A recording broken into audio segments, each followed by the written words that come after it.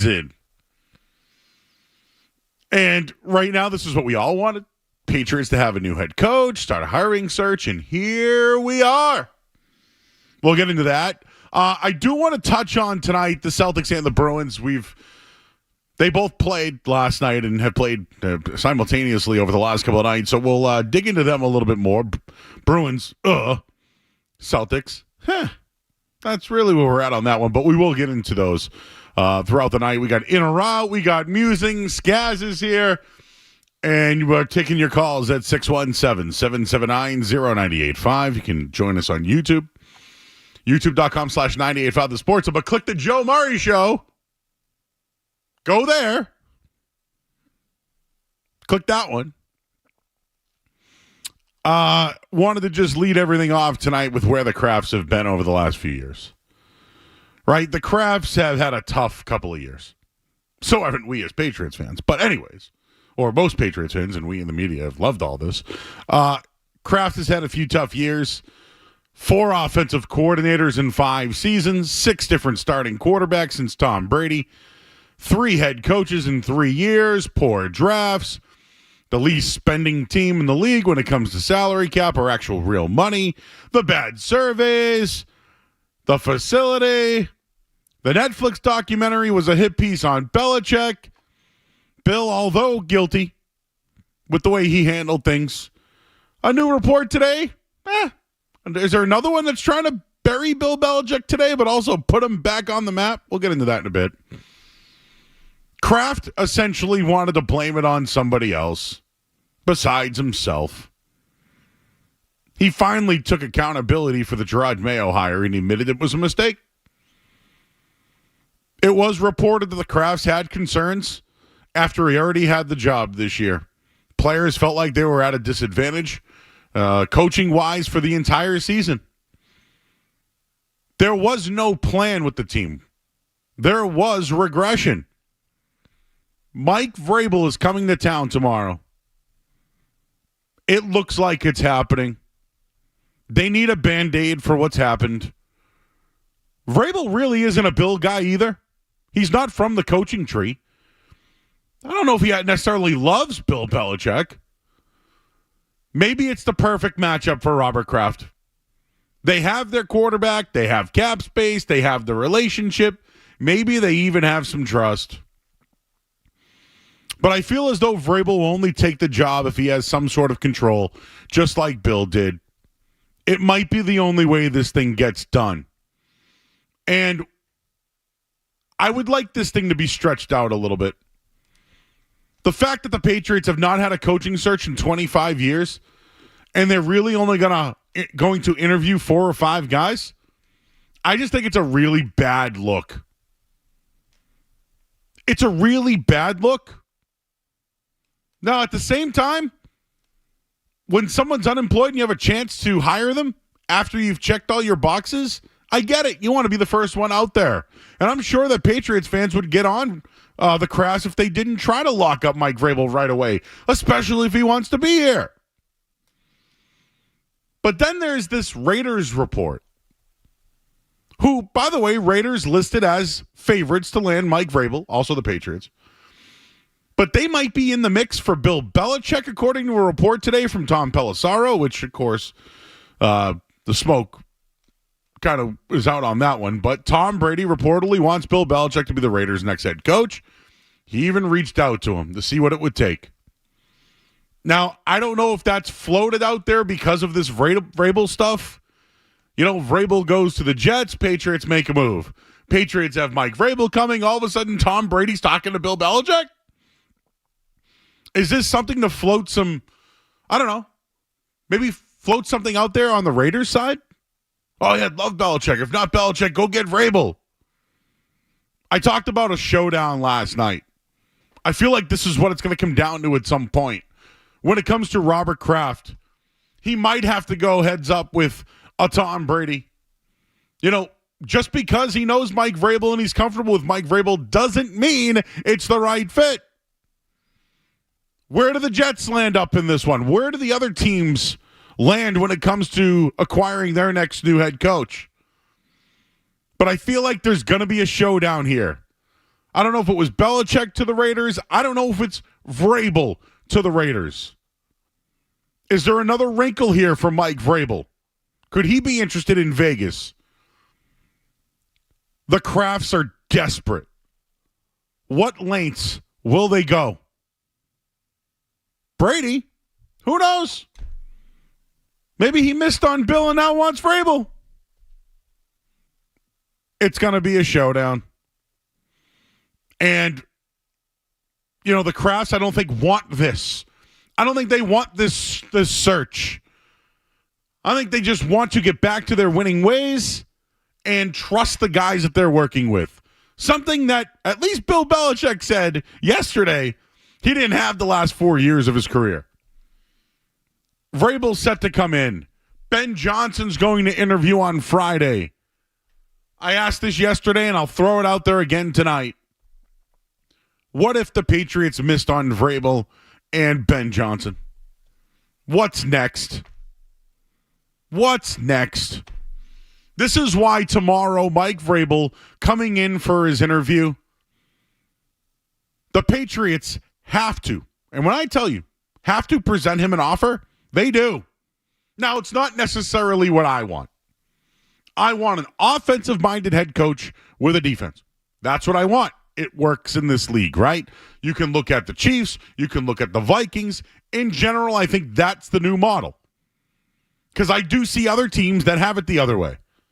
And there has been some success. Look what Washington did, right? There are other teams that do it. I personally just don't want the comfort level for the Crafts. I want them to be uncomfortable. I don't want them to just lean on guys that they know. Because that's the way it's always been here. Kraft's desperate. He knows it. What lengths will he go? If they want to get it done with Mike Vrabel, and you're meeting Ben Johnson on Friday, personally, I want Ben Johnson. I think him and Drake May, he can find whoever he wants to coach on the defensive side of the ball. That's fine. That's what I would like. I feel like that's the direction of the NFL. But Kraft's desperate. What lengths will he go to get this thing over with and get his guy? And I just hope that if he does make an offer on Thursday, don't forget who's interviewing on Friday. We'll leave it there at 617-779-0985. We'll also do want to get into some of the Belichick stuff that came out today. Also, Chad Graff, who's going to join us later on today. He wrote an article regarding some of the stuff that happened with Gerard Mayo towards the end of his tenure. And I got my coaching predictions as well this year.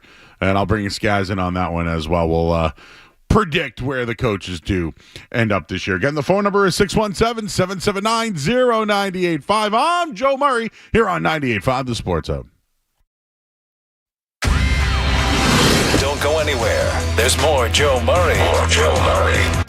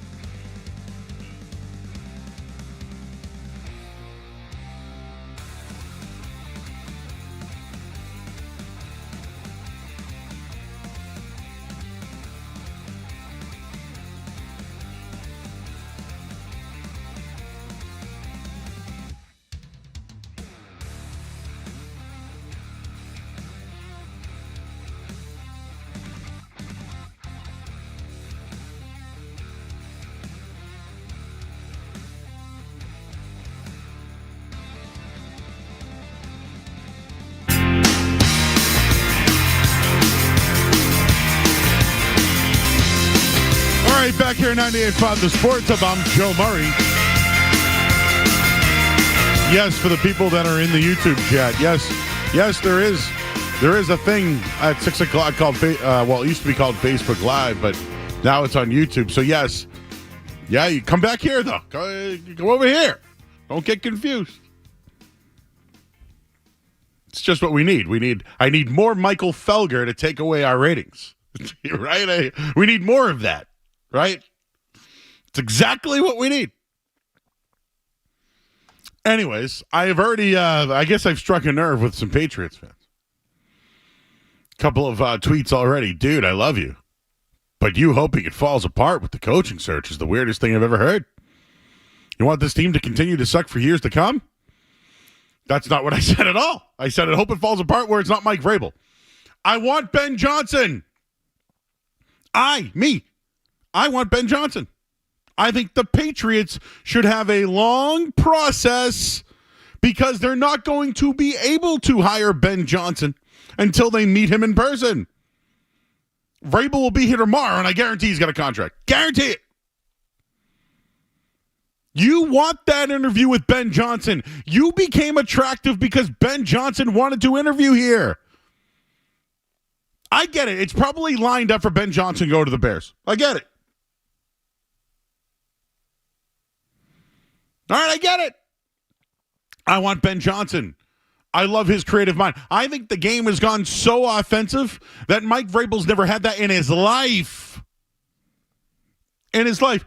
And don't get me wrong, there were some years where I know that Derrick Henry was hurt. But they could hire Vrabel tomorrow. And maybe not even get a chance to meet Ben Johnson. I would hate that. Skaz, that you'd hate that one too, right? If they tomorrow offered Mike Vrabel the job and didn't even talk to Ben Johnson, I'd be pissed. Yeah, I'd be out on that because then the whole thing is a sham. I mean, we already kind of feel that way with, how the process is going and how it feels like Vrabel is just a certainty at this point. But if Ben Johnson never even gets in the building, then yeah, it's the Mayo thing all over again. But it's Mike Vrabel, and people like it more because it's Mike Vrabel. But the process was the same. Yes. Hooch checking in. You hope it all falls apart. Seriously, you want to go through this again? No. I want them to go through a process where they talk to the best candidates. Yeah, and obviously I'm not saying that the process was the same. Vrabel wasn't hired 5 years ago because he's, buddies with Kraft, but I'm saying that just the process isn't real. This is not a real coaching search. Yeah. If Ben Johnson never, which, Joe, I think you're getting them in trouble for something they haven't done yet. Yes. You got to give him I think tomorrow they're going to offer him the damn job, but he really won't take it until like Monday when all the games are over. Right? Because they don't want to announce big things when games are going on. You know what I mean? Interview Ben Johnson. Interview him. Find out about what. Hey, man, you run these plays. How do you get the offensive lineman? Because our tackles don't line up right. How do you go about lining up your tackles? Oh, man, you had 2,000-yard running backs or guys who scored 19. Talk to me about your running game. Hey, what did you think about drafting these guys in the first round compared to the third round? And hey, I don't know. Tell me about Dan Campbell's philosophy of going on fourth down. And does that really help you with your play calls? I don't know. Talk to him. Because that's the point. If I'm not the only one saying it, Skaz just said it. If you don't interview Ben Johnson, this thing's a sham. But everyone seems to be really happy about Mike Vrabel. Woo! Mike Vrabel's coming in. Woo! Guys, it's better than Mayo. It's better than Mayo. And you know what? There's a lot of things about Mike Vrabel that I like. I love that he always went at Bill or Brady or talked smack to them or made comments to the Crafts about Patriots Place and all that stuff and where the money was coming from. I love that type of guy. I loved what he did in that playoff game when he used Bill's own move on him, right? And when he beat him in the regular season. I like all those things about Mike Vrabel. But Ben Johnson's the future of this NFL. He has literally made the Detroit Lions a Super Bowl contender. He did that with Jared Goff, who was struggling at one point, former first overall pick. Like, he has made the Lions what they are. People want to give Dan Campbell all the credit. I mean, quite frankly, Dan Campbell, they give up 7 points, they're not worried. I want the Patriots to have a chance to interview that man instead of just settling on Mike Vrabel. It's not about sucking for more years and me hoping it all falls apart. It's about interviewing Ben Johnson and realizing this guy, he's got some really, really good offensive thoughts and could really be a part of something for a long time. Mike Vrabel might not work out. He might be happy here. They might suck early on. Him and Kraft could get into it again. Who knows? Ben Johnson, he wants to implement his offense. He'll probably bring in his own offensive coordinators. I'm sure he's already got guys in mind. He was in Miami. He was in Detroit. I'm sure he's got guys he can bring over with him. He's also been in the league the last couple of years. I know this year, I know Vrabel was there, but he was, trying to learn the offensive side as part of the Cleveland Browns this year. That went great. I just think Vrabel's just the safe Band-Aid.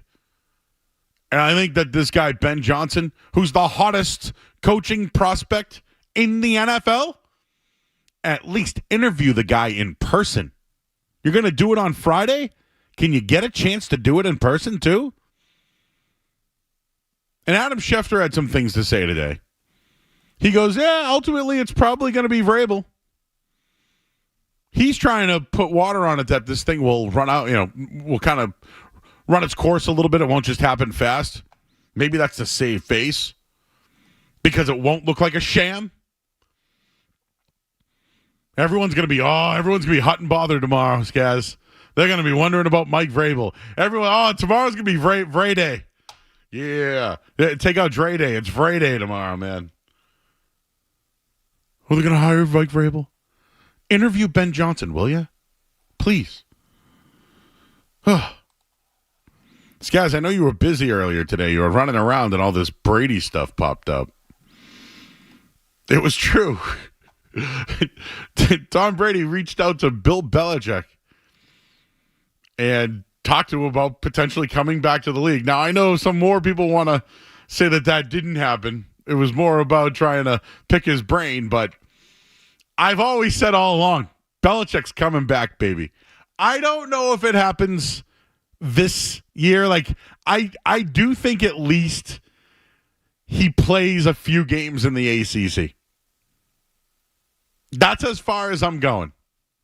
I think at least Belichick's there to start the year, kickoff in August.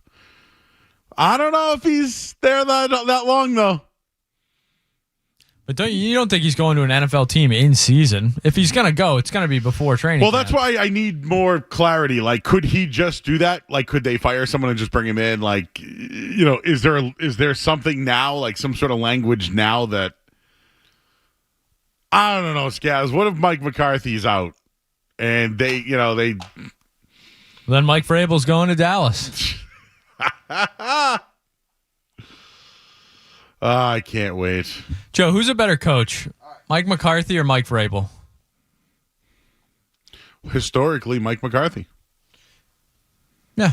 Who's better with quarterbacks? Mike McCarthy. Just asking. Just asking the questions. You think Patriots fans would be happy if Mike McCarthy got hired here? I have brought up Mike McCarthy's name before and have been shamed for it. Yeah, but he's a worse head coach than Vrabel, right?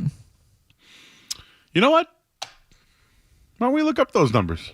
How'd you get I mean, we used to kind of give Mike McCarthy a lot of crap for only winning one ring with Aaron Rodgers. I'm starting to think it's a bit of a miracle that he was able to even win one with Aaron Rodgers. I thought he did a pretty good job with whatever that Cowboys team was this year. And Dak had his best season ever with him. That team stunk. No, I'm just saying it's odd how, one is perceived one way and the other is perceived another way. Okay, 1, 2, 3, 4, 5. Last 5 seasons.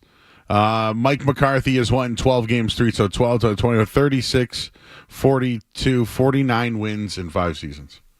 That's good. Wouldn't you say that was good? I'd say that's good. Oh, God. Now I'm going to do Mike Vrabel. And now we're doing Joe Math here. Careful, everybody. Mike Vrabel's last 5 seasons. Let's see. 9, 20, 32, 39, 45. To settle your argument, McCarthy is slightly better. What's Mike Vrabel's playoff record?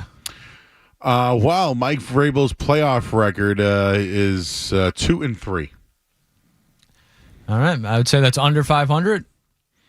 And I would give Mike McCarthy's 11-11. They're virtually the same exact coach. But one is seen as this absolute bozo that fans would be furious if they hired, even though he's won a Super Bowl and has been in the league forever and has developed quarterbacks. And the other one is seen as the savior of the franchise that is currently probably the worst in the entire league right now. So just people are putting a lot of faith in Mike Vrabel. So in the playoffs right now, a listener just sent this over to me, so I want to give them credit for it. Of the 14 head coaches in the playoffs right now, 8 of them have an offensive background. 6 have a defensive background. Pretty even, right? Pretty even. Andy Reid, Sean McVay, Nick Sirianni, Matt LaFleur, Sean Payton, Jim Harbaugh, Dan Campbell, Kevin O'Connell. The defensive ones, Dan Quinn, Mike Tomlin, Todd Bowles, D'Amico Ryans, John Harbaugh, Sean McDermott. Mike Vrabel fits in there? Mike McCarthy fits? I don't. I feel like they don't. Ben Johnson does, though. Ben Johnson does. Please, will you get to Friday? Don't get all hot to trot. I want the showdown. I want the showdown. I want Brady interviewing Vrabel. I want Kraft bringing Vrabel back for a second interview. Like, I want it back and forth. Oh, and then maybe the Jets get involved. Oh, that'd be great. I want the young offensive mind. I don't care if he's never been a head coach before. I want a guy that can bring in his system with a quarterback and build together. I want that. That's what I want. What philosophy does Mike Vrabel have? Ground and pound? And I get it. He had a generational running back. But take out in 2021? Take out the 8 games that, look it up. You'll see that Derrick Henry got hurt that year. But what was their offense? Was it a pistol? What was it? It was ground and pound. We've seen that here for how long? 2 seasons, 3 seasons now? No. Out. Let's talk to Scott. He's in the car. Hi, Scott. Let's just say, pump the brakes on Ben Johnson, all right? Look who he has for his weapons. He has Jahmyr Gibbs, David Montgomery, Amon-Ra St. Brown, Jamison Williams, Jared Goff. I could literally coach that offense, and they would still score more or less the same points. I know I'm not a big Vrabel guy, but I think we all need to pump the brakes on Ben Johnson. Any jabroni could coach that team and do what Detroit did this year. Just saying. I don't accept your just saying. Any jabroni, huh? I don't know. Couldn't they just lean on their running backs to rush for 1,000 yards if they really wanted to, Skez? Couldn't they just run Jahmyr Gibbs more? Like, they could just do that instead. So you're telling me that Ben Johnson's overrated because of who he's throwing to? Well, I think he's just saying the weapons in the off. Like, Ben Johnson can come here and design those plays. With the Patriots players, are those plays going to work? They had no philosophy at all this year, and it didn't work. How about you put a philosophy in place, then you can get anybody to do it, right? I think the caller's point was just that the Lions have a significant advantage. No. Because if Josh McDaniels was here, he would say Josh McDaniels' offense, you can put anybody in it, and they would be good, right? I would not say that. No, but there are people who feel that way. To me, I feel like it's all about offenses, of what you run. Now, it's great to have the generational players. Still think you need the offense. Wow. People out on they want Vrabel that bad that you're shooing Ben Johnson? Wow. Nick's in Waltham. Hey, Nick. Hey, Joe, I know you're a big Ben Johnson guy. Why not any love for Flores? Is it just because the offensive end? I prefer the offensive-minded. So, do you see what's going on in Minnesota right now? With Kevin O'Connell and Brian Flores. Like, that model works, right? Spagnuolo defense, Andy Reid offense. Like, that model, it's successful. I would say so. I mean, Flores is pretty much like a Black Bill at this point, though. He came up with the team. Dump that. I have Flores as my third guy. I want Ben Johnson, settle on Vrabel, and if it's not him, it's Brian Flores. Now, I would like Liam Cohen and all these other guys, but I think at least he's ready to go. But I don't know. Sean McVay, Sean Payton, they have good teams, right? Kevin O'Connell this year, we've talked about. Jim Harbaugh's got a pretty good team, right? Offensive-minded. I don't know why some guy keeps yelling at me. Do I watch the Lions play? Yes, their offense is great. What are we missing here? Joe, do you watch the Lions play? Yes, they score 30 points a game. What am I missing here? You don't want the guy that orchestrates the offense for the Lions? You'd rather have a defensive-minded head coach? That's what you guys want? What happened? The Gerard Mayo experience, I think, has really hurt everybody. They want everything back to normal, comfort zone, right? We know who Mike is. Go hire Mikey. You guys got to be a little uncomfortable, man.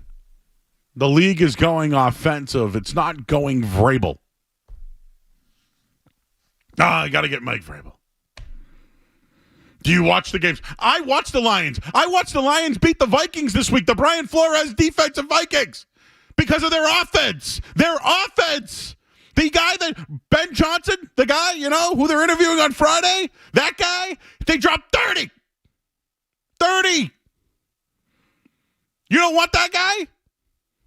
What are you watching?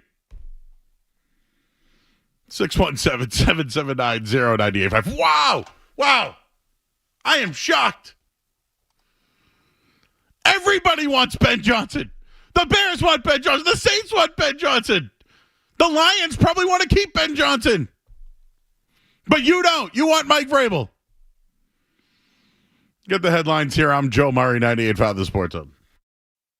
Sports Hub headlines. Well, the Patriots will meet with Mike Vrabel on Thursday. The Patriots have put in a request to interview Lions defensive coordinator as well. Throw him in there. Aaron Glenn, he'll interview for the job as well. They'll meet with Ben Johnson on Friday over a Zoom meeting. Tom Brady reached out to Bill Belichick to become the next head coach. Belichick, no plans to return to the NFL this year. His sole focus is recruiting in North Carolina. Celtics and Bruins off tonight. Bees are heading outdoors in 2026. They'll take on the Lightning at Raymond James Stadium.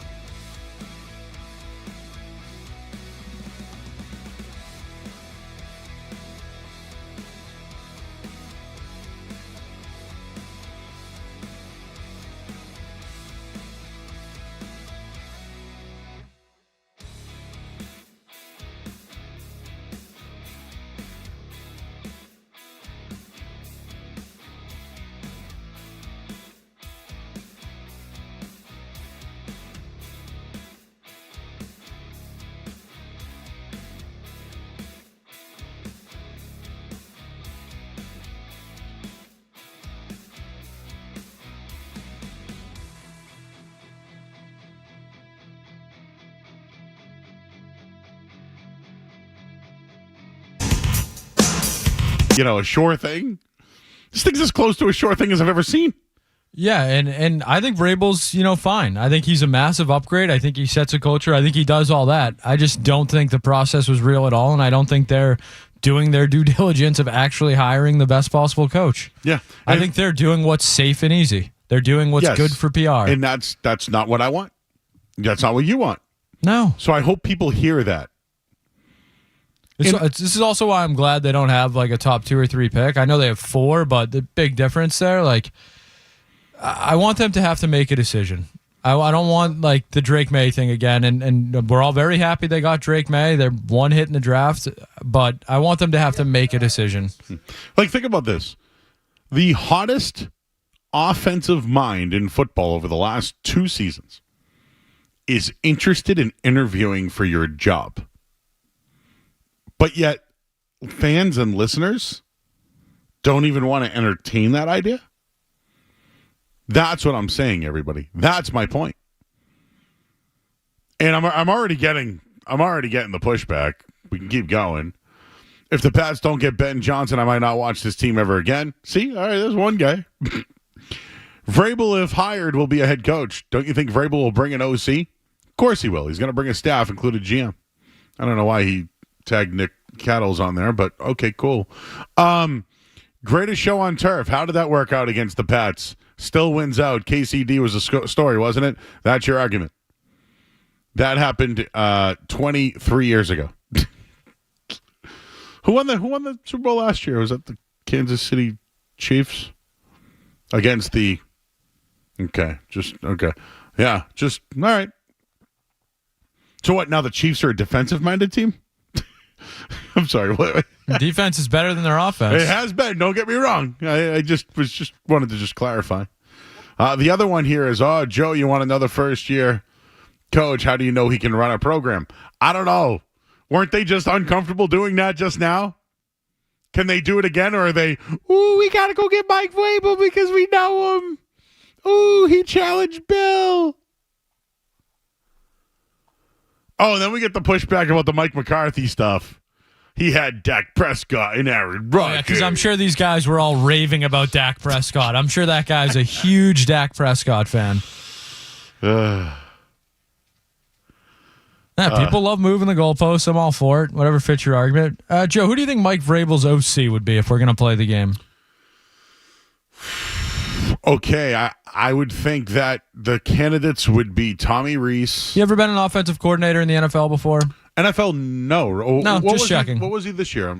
He's a pass game specialist and tight ends coach for the very, very electric Cleveland Brown offense. I think Josh McDaniels is a candidate. Woo! Yeah, run it back, baby. Let's go back to that. Who's the guy that got drunk one night, got fired? He was just with the Jets, the offensive coordinator there. Downing? Not Todd Downing. Was it Todd Downing? Yeah. Well, Todd Downing was his tight ends coach in Tennessee, who then, because they were, his buddy there, he promoted him to offensive coordinator when Arthur Smith got hired, and they went from 15th in offense to 31st. Yeah, so that won't work. Yeah, I don't think I'd be in on that one. Arthur Smith is probably not going to, well, I don't know. Is it an upgrade from the Steelers to the Patriots? Does he have the mustache or not? That's what I want to know. Which version of Arthur Smith are we getting? So there you go. Listen, I think Tommy Rees, from the development of his career, former Notre Dame quarterback, to what he's done, he was the runner-up to North Carolina's head coaching job. I do think he's a hot commodity. Maybe he'll get the North Carolina head coaching job if Bill leaves. Is that as sure as Ben Johnson? Are any of those names as sure as Ben Johnson? Like, what's stronger, Ben Johnson in his offensive game with the tight pants, or Vrabel? What was this? I did hear a lot of pants talk today. What was that about? I don't know either. Now people are comparing Ben Johnson to Adam Gase in our chat. This is great. Can you interview him? Just interview him. Interview him. You're going to interview him on a Zoom meeting, and then can you get him in person instead of just slobbering all over Mike Vrabel? Mike, touchdowns and Super Bowls. Oh, my God. It's like he's the greatest thing since sliced bread. If he was so good, why didn't you hire him last year? And how about that guy who just said that Ben Johnson could be the next Adam Gase? Well, Mike Vrabel's offensive coordinator would be Josh McDaniels. Josh McDaniels was actually the next Adam Gase. Adam Gase was very successful because of Peyton Manning. Tried to be a head coach, failed spectacularly. Josh McDaniels very successful with Tom Brady. Tried to be a head coach, failed spectacularly. So, be careful what you wish for there. Josh McDaniels is much closer to Adam Gase than Ben Johnson currently is. So let's just. Hey Joe, are you Ben Johnson's agent? No, but you know what? Dude's gonna get paid. I'd love to be his agent. He's gonna get paid. All right, I was supposed to talk about the Gerard Mayo stuff. He likes to play cards on the plane. We're gonna talk to Chad Graff later, so we'll let him share his side of the story. But all the other guys are hunkering down watching film, and Gerard's like, "Man, I got 5 on it." Dominoes. Go fish. There was a couple other goodies here. No discipline. Nobody thought that there was discipline on the team. I mean, Ramondre Stevenson's not going to start today, and then he had a change of heart. I've looked into this one a little bit. I think there might have been a Ramondre incentive for him to start. It's kind of gone under the rug there, but I think that it would have taken money out of Ramondre's pocket if he didn't start. Oh, and then, the kicker in this story? He was going to bench Steve Belichick. Demote him from defensive coordinator. Hey, you're going to go somewhere else. You know what? Know what you should do? How about you go coach the tight ends? Just go. Because once you're like a tight ends coach or a D-line, nobody knows who you are. Like once you're like the 5th defensive back coach, no one knows who you are. That was the funniest part of that story, I thought. All right, let's go back to the phones here. Again, Ben Johnson's good, everybody. Oh, we should break? All right, we're going to take a break. I'm Joe Murray here on 98.5 The Sports Hub. More Joe Murray coming up on the Sports Hub.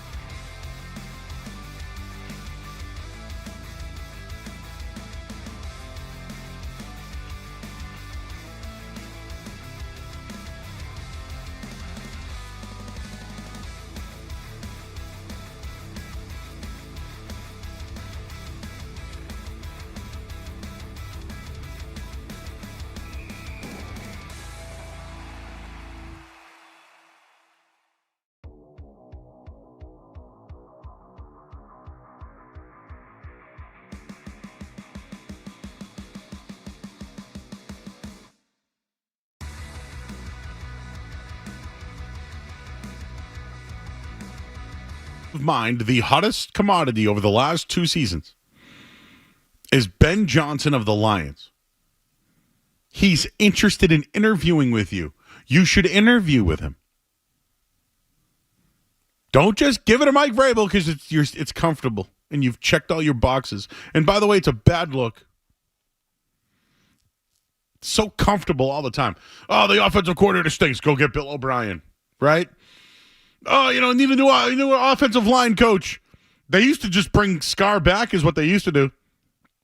Then they go out and get Adrian Clem. I don't think I've heard from him since, by the way. And I think he did have a health issue, but he got hired and I haven't heard from him since. Whenever it's a problem, it's bring back someone you know. That's exactly what Mike Vrabel is. Now, is it an upgrade? Yes. Do I think he's still a head coach in the league? Yes. Why not the hottest offensive mind in the league? Interview him. You're set up for an interview. I don't want to yell at him about something I haven't done yet, but everyone wants Mike Vrabel. Everyone's hot to trot. Whew. Whew. It's like, wow. What's someone been real hot on?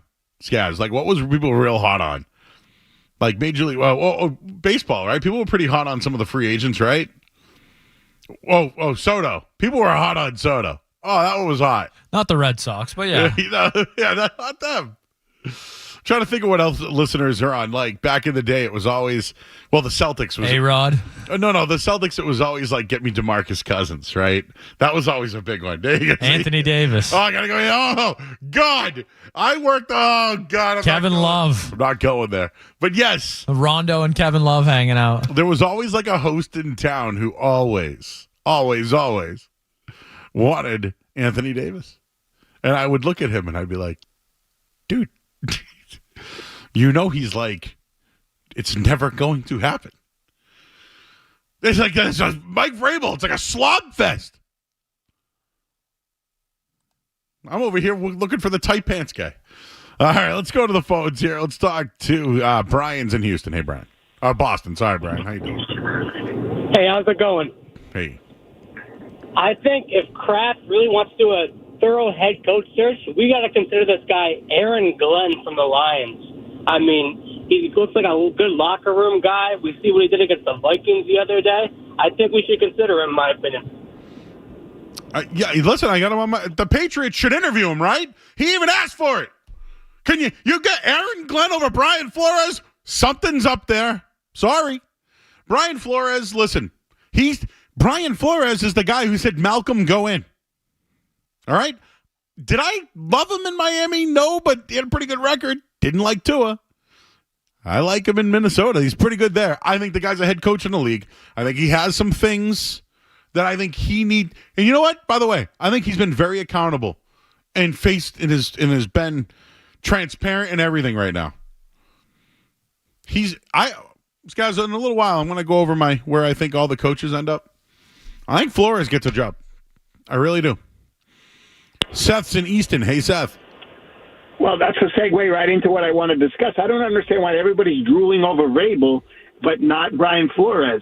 I mean, I agree 100%. Ben Johnson, when we have a young, versatile quarterback, is your best bet. But I think Flores has been in the league. He's been sticking to defense. So if you're going to hire a defensive-minded quarterback, defensive, head coach, why are you looking for a guy who's coaching tight ends this year? Maybe he's coaching something next year. I mean, I think Flores, as you said, he's been in the league. He was a coach all this year, so he's faced the modern defenses. Vrabel's going to come in, and I think he's going to be a year behind at least. Yeah, and just to add, to be fair, because that's what we do here on this show, he's been a head coach for 3 years. His record, 24-25. Not great, right? Not great, but he's a damn good defensive coordinator, I'll tell you that much.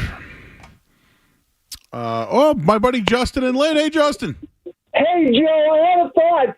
How about the Bruins? The Bruins are 0-5 in the month of January, and the score is dried up, Joe. And the defense has been okay, but not great. Can I have your thoughts, please? Justin, I think they're going to have to move on from Sweeney. Yes, I agree. I said that to fire Sweeney. If they don't turn it around, they're going to have to fire Sweeney soon. Yeah, dude, and I don't even know who replaces him. I don't know either. It's sad. It's sad. It really is. I think the run's over, bro. Yeah, me too. All right, Justin. I appreciate you, man. Thank you. We'll get into them later, dude. Last night sucked. And we had to work the game. That was a pitiful performance, by the way. The only good part about that game last night was watching Corey Perry get punched. But other than that, not a very enjoyable experience. But if you wanted to see Connor McDavid. Yeah, Connor McDavid scored, yep. My buddy Matty from Cardval, not from Providence. From Providence. Okay, man. We had this debate about Sidney Crosby versus Connor McDavid the other day, and it was pretty heated. He's a McDavid guy. I think Crosby came in at a different time. It was different times. When McDavid wins one cup, maybe he can enter the conversation. Oh! Yeah. No shot. Ooh, might have to send that one to him. All right, we'll get a quick look at the headlines. We'll continue on with more Patriot stuff, your calls. And I have a list of coaches. Where will they end up? And we're going to talk to Chad Graff. He's of The Athletic. He had that story today regarding Gerard Mayo. We'll do that next here on 98.5 The Sports Hub. From the Town Fair Tire Studios, this is Boston's home for sports. Zaka cross, they scored. Point a shot, rebound, score. WBZFM and HD Boston 98.5, The Sports Hub. The Media Group Station. Sports Hub headlines. All right, Patriots, they'll interview Mike Vrabel on Thursday for their head coaching role. The Pats have also put in the request to interview Lions defensive coordinator Aaron Glenn. They will interview, hopefully, Ben Johnson by Zoom on Friday. Tom Brady, he reached out to Bill Belichick about becoming the next head coach. Belichick, no plans to return to the NFL. The sole focus right now is recruiting for North Carolina as he's in New Jersey today. No Celtics, no Bruins tonight. Celtics off a win, Bees off a loss. The Bruins will also play outdoors in 2026 against the Lightning. February 1st at Raymond James Stadium, home of the Buccaneers. Headlines, they are brought to you by Safety Insurance, providing comprehensive coverage for your auto, home, and business. Ask your independent agent about safety. I'm Joe Murray. Your next update in 30 minutes. Boston plays here. Through the slot, throw shot, save, rebound, scored. 98.5, The Sports Hub.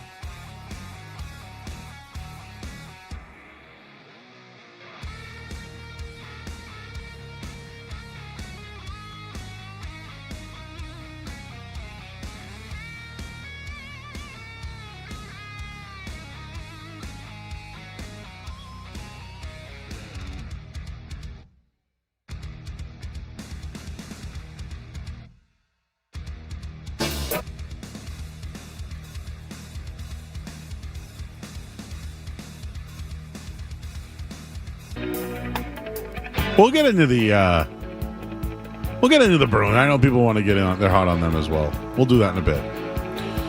But I wanted to just get into the coaches that are available, the teams that are available, and where they'll end up. So this is where I'm at this point. Jaguars, Jets, Saints, Bears, Patriots, Raiders all have openings. Where will these coaches end up? What teams will acquire these coaches, etc.? So I have Joe Brady of the Buffalo Bills going to Jacksonville. Now, I thought it was great today when Josh Allen, when they were like, hey, Josh, tell us a little bit about Joe Brady. And Josh Allen was like, he's terrible. He doesn't want to lose him. He doesn't want to lose him. I don't know why, but I feel like the Jags is where he ends up.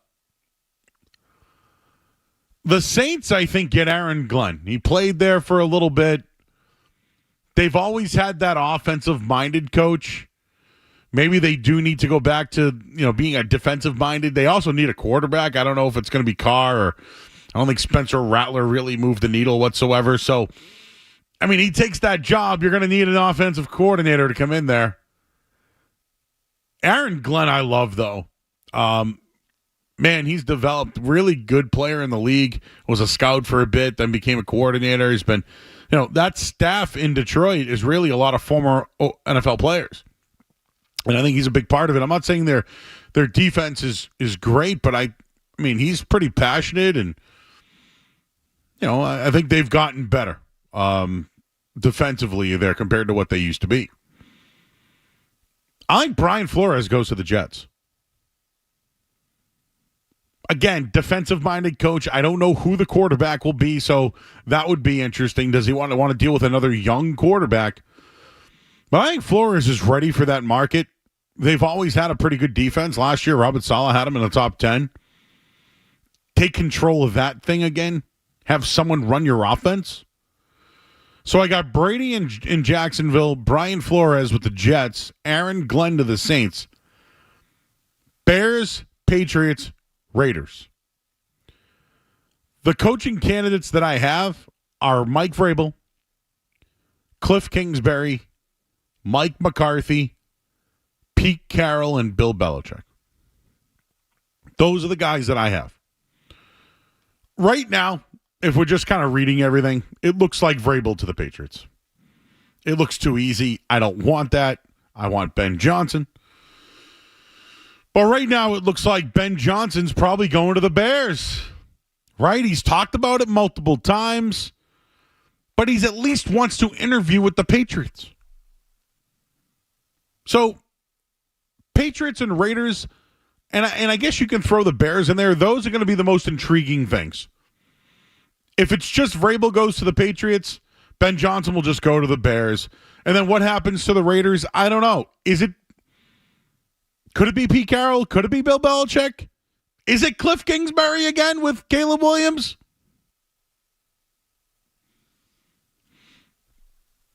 Man, Ben Johnson to the Patriots would be much better for him going there than to the Bears. I'm sorry. Oh. And I get it. Caleb Williams, Ben Johnson, turn that offense around. The Bears are a sneaky sleeper, though. They want to interview Pete Carroll. I mean, if they're going that old, you might as well talk to Bill. So, anyways, I got Joe Brady going to the Jags, Flores to the Jets, Aaron Glenn to the Saints. If it happens, I really want Ben Johnson to the Patriots. Probably means Vrabel goes to the Raiders. If Dallas opens up, maybe that's another spot. Your thoughts at 617-779-0985. Actually, Skaz, do you have any when it comes to those teams? I don't know what the Jags are going to do, but I think Joe Brady would at least make sense. Anybody I'm missing? Anybody you like? You on had that Flores list? to the Jets, correct? Yeah. I want sexy Rexy back there. I want them to do something crazy. I want Rex back there. Who else did I see they were interviewing? Did they? No, they didn't bring in McCarthy. They brought in someone else. The Bears, Ben Johnson, I think is a good one. Aaron Glenn, I think makes sense with the Saints, but I think Josh McCown, he's a guy that I think could, I don't know if he's going to get that job in there, but I think Ben Johnson to the Jags is one that should be considered because Ben Johnson to the Jags? Yeah, and I'll say it because I think his offensive coordinator is rumored to be Mark Brunell, and I think he's, Jaguars quote-unquote legend for the few they have, no offense to Kendra, but I think there has been a link between Ben Johnson and the Jags in the past, and it would just be if he can finally convince them to get rid of Trent Baalke, which I don't know if anyone can at this point. But no, I'm all right with that list. I like Joe Brady a lot. I think he is a good coach. I think he would be, good for Trevor Lawrence. So if they don't get Ben Johnson, if I'm a Jaguars fan, I'd be all right with Joe Brady. Mm. You don't want sexy Rexy back in New York? I would love that. Hey, Pete Carroll's going to interview with the Bears. I think Pete's a good coach. Yeah, he's just 73 years old now. Take the age out of it. It's a big part of it. When you have a quarterback that's that young. You will not dismiss the age. Yeah, I'm not trying to be an ageist to Pete. I mean, I'm sure he's still chewing gum with the best of them, but that is not who I want in charge of my football team right now. I guess he's like 35 years younger than the owner of the Bears, so maybe that's a positive. He seems younger to them. I don't know. I think Virginia McCaskey just celebrated her 104th birthday this week, something like that. So I'm glad Pete's getting another gig, though, or at least another run at it. Even Rex, for that matter. Do you believe the reports that other teams were interested in Belichick, too? Because we all just heard Raiders and stopped. I'm just trying to think of who those other teams would be and why were they interested now and not last year. The Jets. Just didn't have enough time, remember? Didn't have enough time. And I'm telling you, that was a plant. That was a plant. Because I wonder if people in New York were like, they had a chance to get Belichick and they get him. And Woody would pay that $10 million. Woody would. He would pay that $10 million bucks.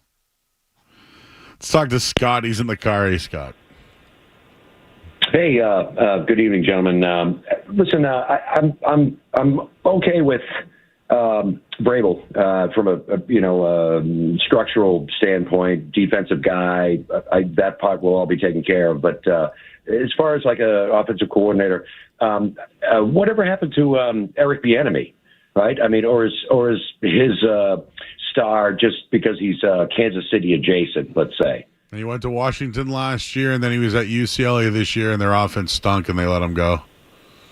Right. So is it just, I mean, do you feel like that would even work here? Lack of talent, I get it, right? We have a lack of talent.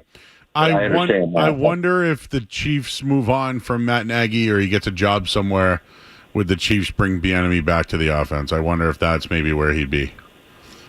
Well, I mean, but why is Nagy going anywhere? I mean, I know they've had a bad season, but they've got that magic where they like win by a shoestring every time. Yeah, maybe he gets a job. Yeah, no, I would take a sniff at that if Vrabel gets hired. I'm not sure what the connection is. There probably isn't any, but that might be something we could look at. One more thing on Bieniemy.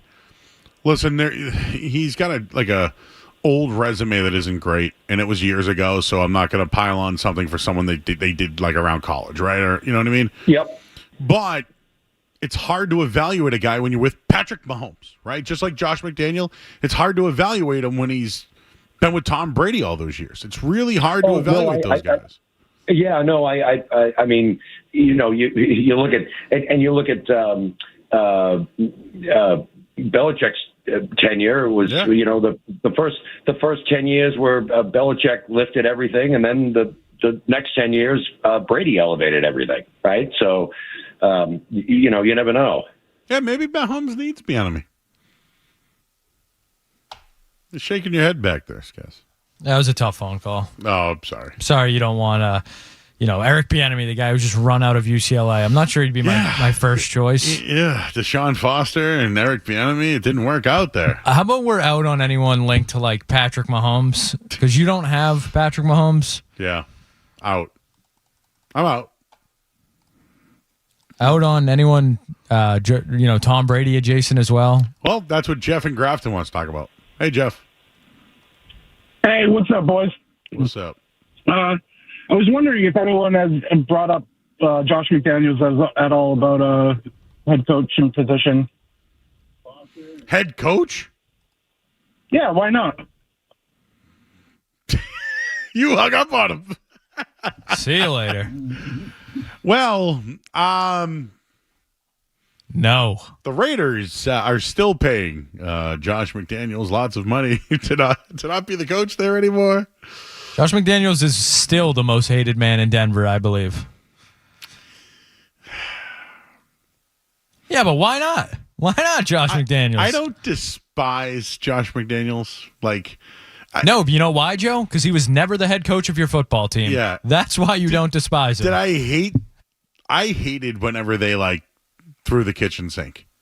I never liked the kitchen sink. Not a visor guy either. No. But I never about the visor. But I never just we're in trouble. Let's do a wide receiver throw. Did they work in the play? Was it great in the playoffs? Yeah. Do I remember them? Yeah. But it's like whenever they got in the crap, they were like, let's do a halfback pass. What? What?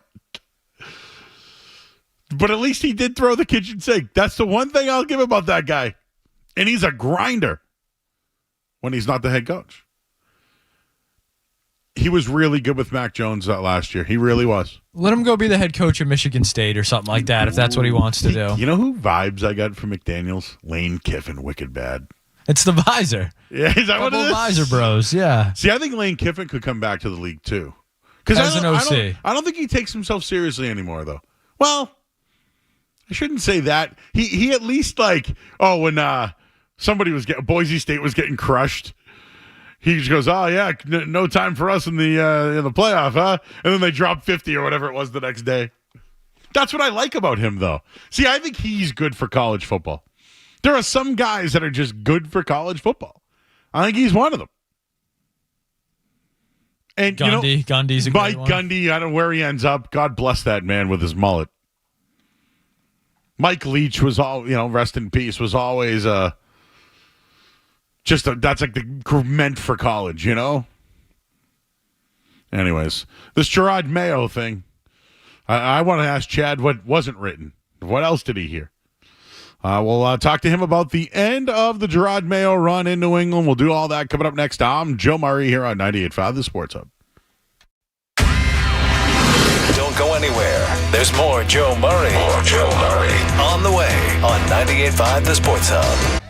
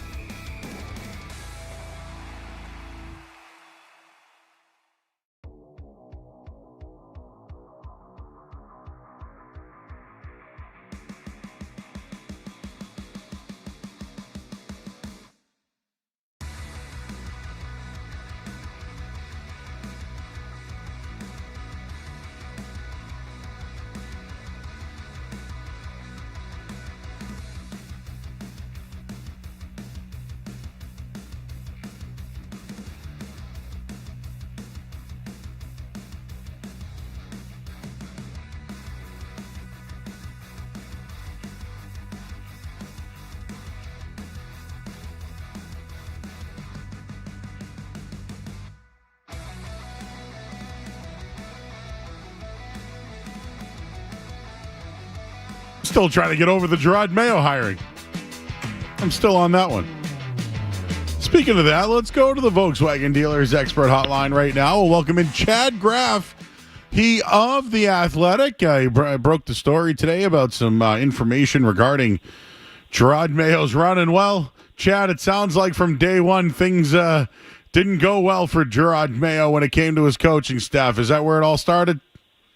Yeah, it did. And I got to be honest, after doing a lot of this reporting, I do kind of feel for Gerard of like the difficulties of being the guy after the guy, of having to fill those shoes. And that whole time, you know, Belichick was supposed to be his mentor, was supposed to be the guy who could help him when you go through a 6-game losing streak and Jalen Polk doesn't get his toe on the ground and things aren't going right. You just need to bounce ideas off of. I think from just covering a variety of coaches, they will all say one of their most important things is to just be able to pick up the phone on a Monday and vent to your mentor, talk to your mentor. Like Bill Parcells was that for so many people. And then when Gerard finally got those shoes, he didn't have that. And so, you know, he was just kind of at a disadvantage because of it. Did he talk to anybody? Like, was he talking to the Crafts? Like, who could he have talked to? But at the same time, I mean, how many different guys did he interview for the offensive job? Like, I don't know, couldn't ownership have maybe found someone that could be that mentor for him and fill that role too?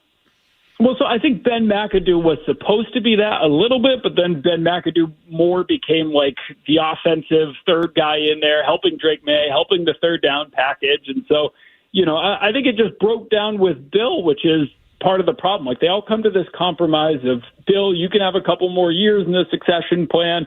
For Robert, he gets his handpicked successor. For Gerard, he gets to be he gets a mentor to help him learn this job. And then instead of it working out for everybody, it kind of works out for nobody as that relationship deteriorates. So then, you know, because of that too, he also just has a really small Rolodex, and Belichick didn't bring assistants to, say, the scouting combine, where like some entire coaching staffs will go and you mingle and you go to conferences and pass around your business card and, hey, you know, if you're up for that job, I could be your quarterback's coach, whatever. He didn't have any of that, and so that offensive coordinator search comes, and it's kind of just, hey, can you interview? Come talk to me. Do you want this job? And so unfortunately for him, a couple of people turned it down, and that was just the start of an adventurous hiring cycle that left Gerard Mayo with so many first-time coaches and a first-time front office leader, and that's what he had to deal with. I think one of the things Mayo was constantly dealing with was being completely different than Bill, right? Not having the tough atmosphere, a better vibe in there. And, well, you reported in your story that, you know, some people may have been upset that after a loss in Arizona, Gerard Mayo is playing cards with guys in the back while other coaches are looking at film. You know, was that where is his priorities at, or was that him trying to fill that vibe, right? That new vibe. I mean, I guess if they're winning, it's good, but when you're losing, it looks really bad. No, I think Gerard was just trying to be different from Bill from day one. And of course he was. You know, he's a different guy, and nobody was going to be Bill. And that's where I get back to kind of, it's hard to be the guy to follow the guy, where every move that Gerard made was going to be compared to Belichick. I think we saw that throughout the course of the year when he tried to be tougher and call out the team as tough. We talked about that. When he brought up the Malcolm Butler Super Bowl, we of course talk about Bill in that. And so everything that he did was viewed through the lens of Belichick, which I think is just a tough spot to be. And that's why I think whoever the next coach is going to be in a better spot than Gerard, not just because the roster will be better, which it probably will, or because the draft class will be better, which it probably will, but you know, that person won't have to deal with the same critiques and the same comparisons, kind of the same way that like Drake May doesn't have some of the same things that Mac Jones did in his first go around. Not that that is, you know, what didn't go well for Mac, because there were lots of other things, but I just think it's easier to be the guy after the guy after the guy, if you know what I mean. All right, we're talking with Chad Graff of The Athletic. You wrote something else here. Myself and Skaz, my producer, we were kind of laughing at it. But so essentially, Gerard Mayo wanted to make DeMarcus Covington the defensive coordinator who was the D-line coach, but wanted to offer offer Steve Belichick a lesser role. He then declined and went to the University of Washington. What was their relationship like? Do you have anything on that? Any other things you could share with us? Like, how does Steve Belichick, who had a pretty good defense, not get offered the job to stay in that position or even a lesser role, and then he leaves and they're one of the worst defenses this year? Like, that one to me, just makes me laugh. Yeah, it hasn't been fully explained to me why Gerard wanted to make the switch, since part of the reason to have him in the succession plan to begin with is he was so close to Steve. Steve's who he hung out with at the end of his years of his playing time. It's who he, basically learned how to coach from when he became a defensive assistant at the beginning. And so they were so close to the point where when Gerard got the job, Steve and his wife were making gifts for Gerard and celebratory things. And congrats, man, you're the head coach. This is awesome. I think Steve at the time was fully expecting that he would be the defensive coordinator and the primary play caller. I don't know exactly why he didn't get that offer, which he expected. My guess, and this is just a total guess, would be just that things had gotten so toxic with Gerard and Bill that maybe it wouldn't make sense to keep Steve on and have that last name. And then if the defense is Bill's son right after firing him the first time, and if they're good, then does all the credit just go to a Belichick and not Mayo again? So that is kind of my theory, but that's just workshopping from what we know, which is just that Steve thought he was going to get the job and just didn't. All right, I know you did some research on just some of the, I guess, how long some of these coaching searches have gone. I started the show tonight that a lot of listeners, Chad, are very hyped up for Mike Vrabel. It seems like they're following the breadcrumbs. He's interviewing here tomorrow. People want him. And I just think that they forget that Ben Johnson has been the hottest offensive mind commodity over the last couple of years, and he's going to do a Zoom meeting on Friday.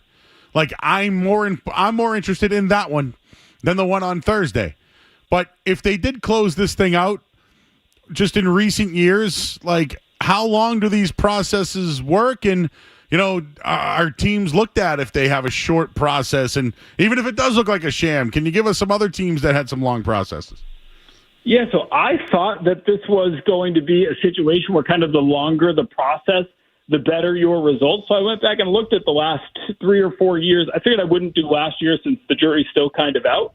But before that, the Colts in the search that led to Shane Steichen had the longest coaching search. Before that, the Jaguars in the search that led to Doug Peterson had the longest search. Before that, the Texans that led to David Culley, which he was in fact the head coach, it turns out, had the longest search. So I don't think that there's necessarily a correlation between the more people you interview, the better off you are.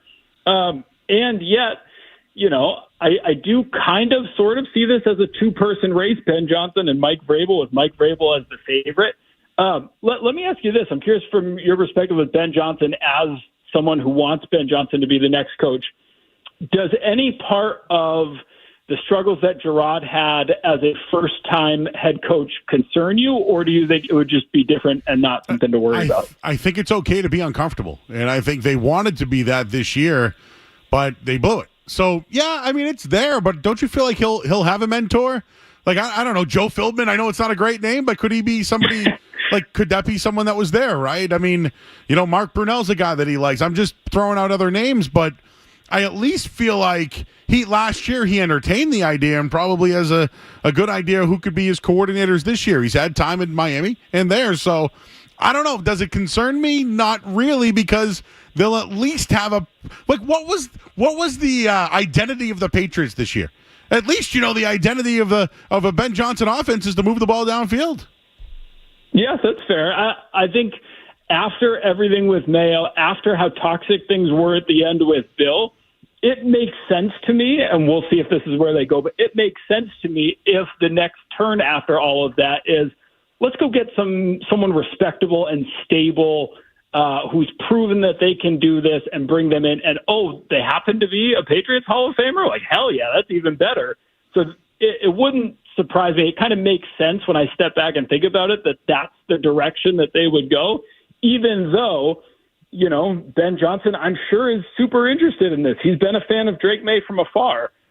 They don't, it turns out, have a connection. I tried to check in on that since they're both North Carolina quarterbacks. I didn't know if maybe they bumped into each other at some alumni visit or something. They don't have a connection, so there's nothing there. But, I'm sure there's some common language, and I think the bar down in Chapel Hill is called the Library, so maybe they were both there at some point and could bond over that. Yeah, what'd you think of that report today that Tom Brady reached out to Bill Belichick? And, I don't know, do you think Belichick ends up back in the league? I think he tries to end up back in the league, but I don't think it'll be this year. I think that buyout was like the last sticking point in those negotiations with North Carolina, where he was trying to lower it. He, that was a big part of it for him to keep that flexibility. And while $10 million, which is the current buyout, is not crazy, considering if you're hiring Belichick, you're probably paying him $20 million plus a year anyway. I do think that Belichick recognizes it would be a bad look to go to college, say, I didn't come here to leave, and then pack your bags and head straight for the NFL to try to chase a record. Look, so I think his goal might be to try to win 8-9 games, put a respectable season with UNC, and then try to make the jump next year if he's got the energy to, really give it a go then and give it 2 or 3 more years in the NFL. Is there anybody else that Patriots fans should be thinking about? We already know Vrabel. We know Ben Johnson. The old Jets corner there, Aaron Glenn. They've at least reached out to him. Is there what if they miss out on Vrabel and Johnson? Could Brian Flores be a name? Is there anyone? What else are you hearing?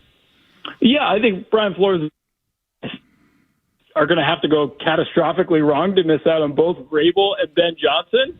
And just from kind of talking to some old friends in Chicago and seeing comments on various stories and stuff, it is funny how, and I don't know that either side is necessarily wrong, but there's a little bit of a grass is greener idea going on between the fan bases, I think, where New England fan bases may look at it and say, why are we not interviewing more people? This is crazy. Let's go talk to everybody, get information. Then you see what Chicago Bears are doing, what the New York Jets are doing, Rex Ryan and Ron Rivera and Pete Carroll's coming in. And now the Bears are interviewing the Iowa State coach.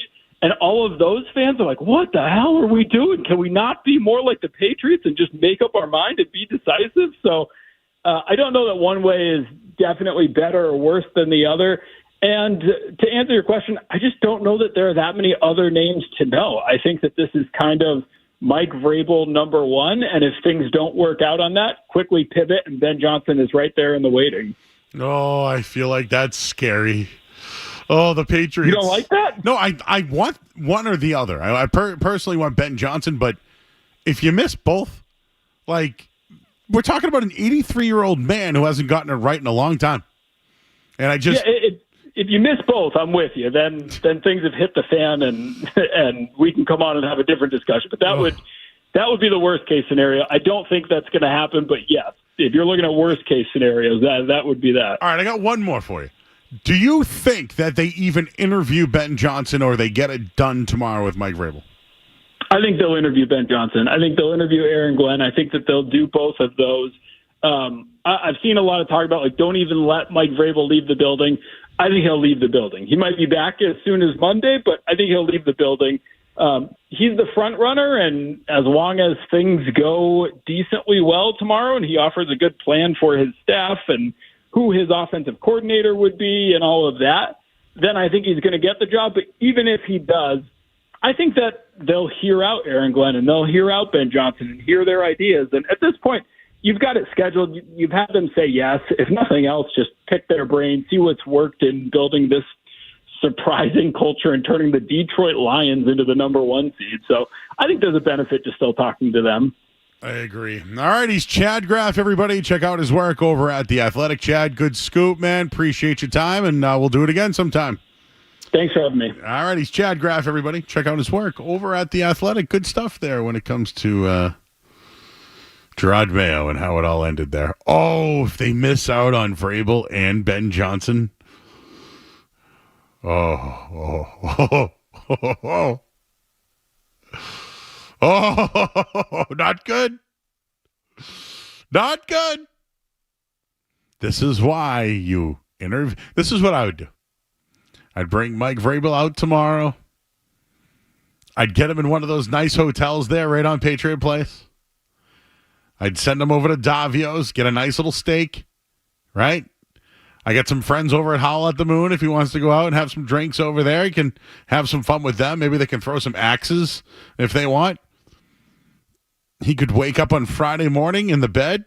Checkout's probably like noon. We'll give him extended checkout till 1. How about that? They'll do their interview with Ben Johnson in the morning, and maybe they could eat breakfast somewhere, Scaz, out your way. I don't know. I think if he leaves and doesn't get the contract, I wonder if Vrabel's the one who feels entitled. They need me. And then he's off to Vegas. Because that's where I'd be too. Off to Vegas. We'll hit the headline here. I'm Joe Murray, 98. Found the Sports Hub. Sports Hub headlines. Yes, the Patriots will meet with Mike Vrabel tomorrow. They've also put in a request.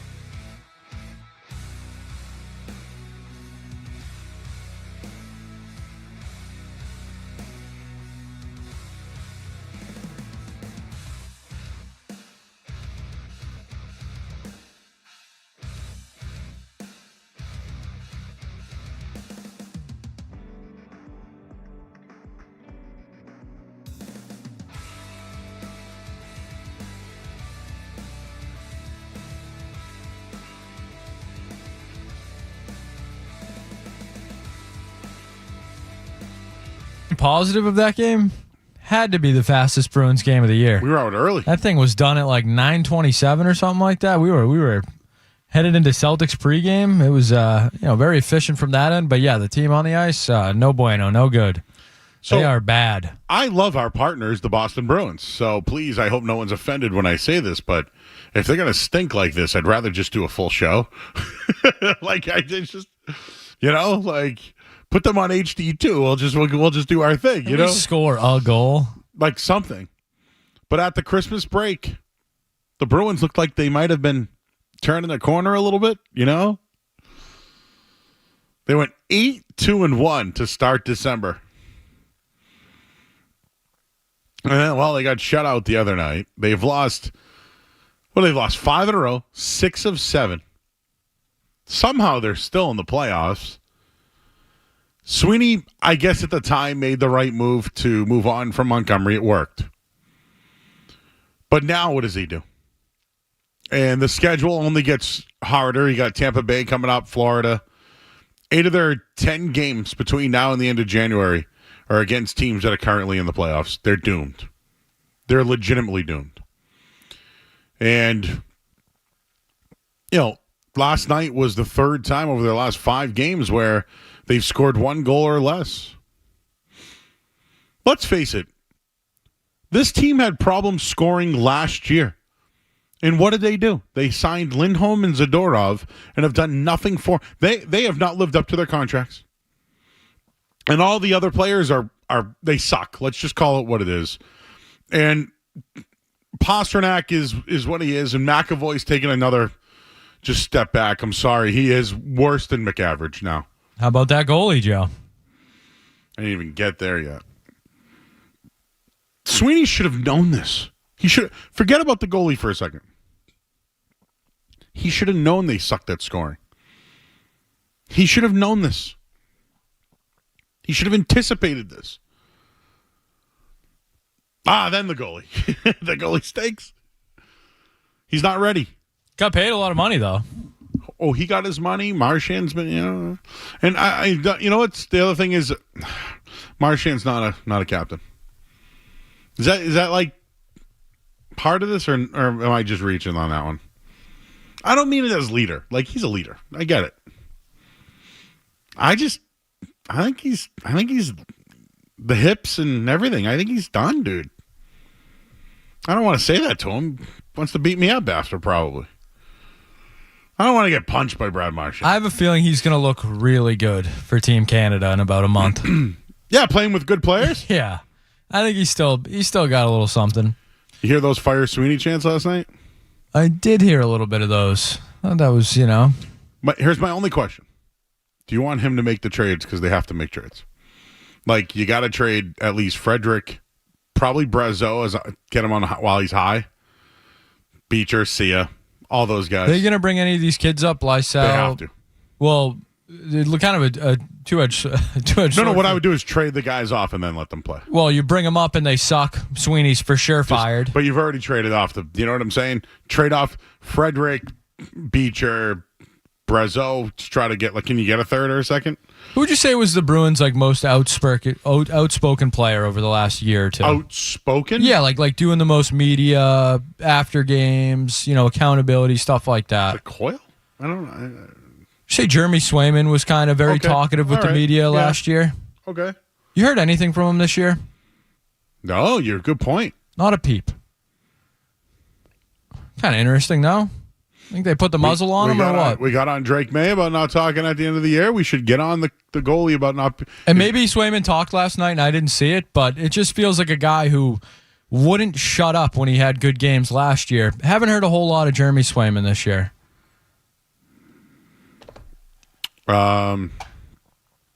Fire Sweeney. Do you want him to make those trades or fire him and have someone else make the trades? Because I don't know who will replace him. What's Keith Gretzky doing? You get him back here. Someone like that. But, I feel like they need an overhaul now. Yeah, absolutely. Is Joe Sacco even the guy going forward? Probably. By the way, I don't think he's been bad. Do you? Yeah, come on. He's been okay. But he is, I think, an assistant coach. I don't even feel like you could properly grade the guy. That's what I mean. They need an overhaul. Wipe it out. It's sad. The run is over. The Bruins run's over. Is it? I think it is. At least prove it to me. Try to shut me up. Be like, hey, you guys suck. We're good again. All right, cool. Because at this point, I don't know if we're going to talk about you anymore. All right, hey, we got in or out coming up next here on 98.5 The Sports Hub. What's it gonna be, McFly? Are you in or out?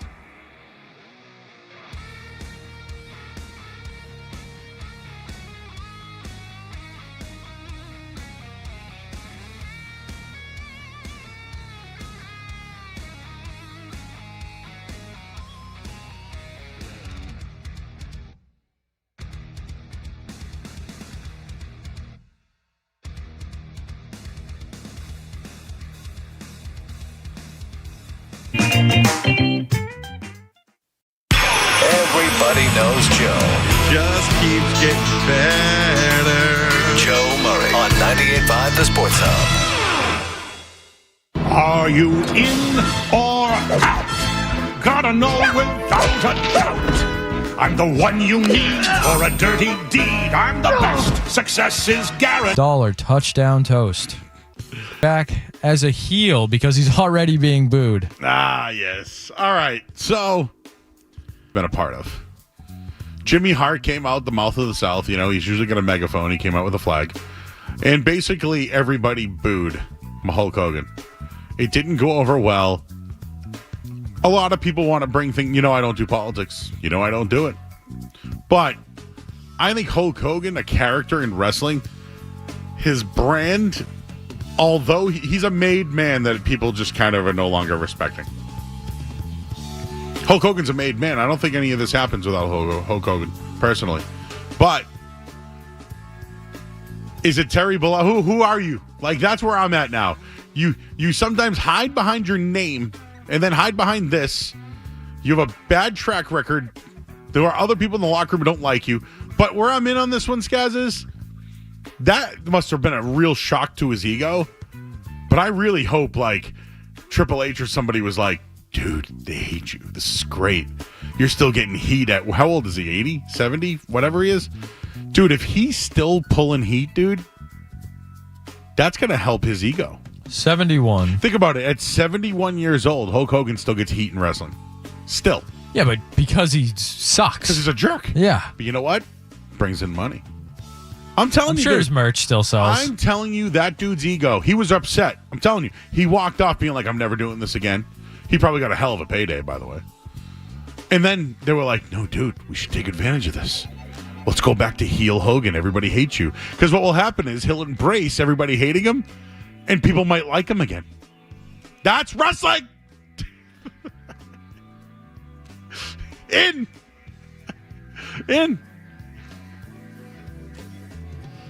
Wow, people are really, there's some different prices. Market Basket, the $12 pie. Do you know that?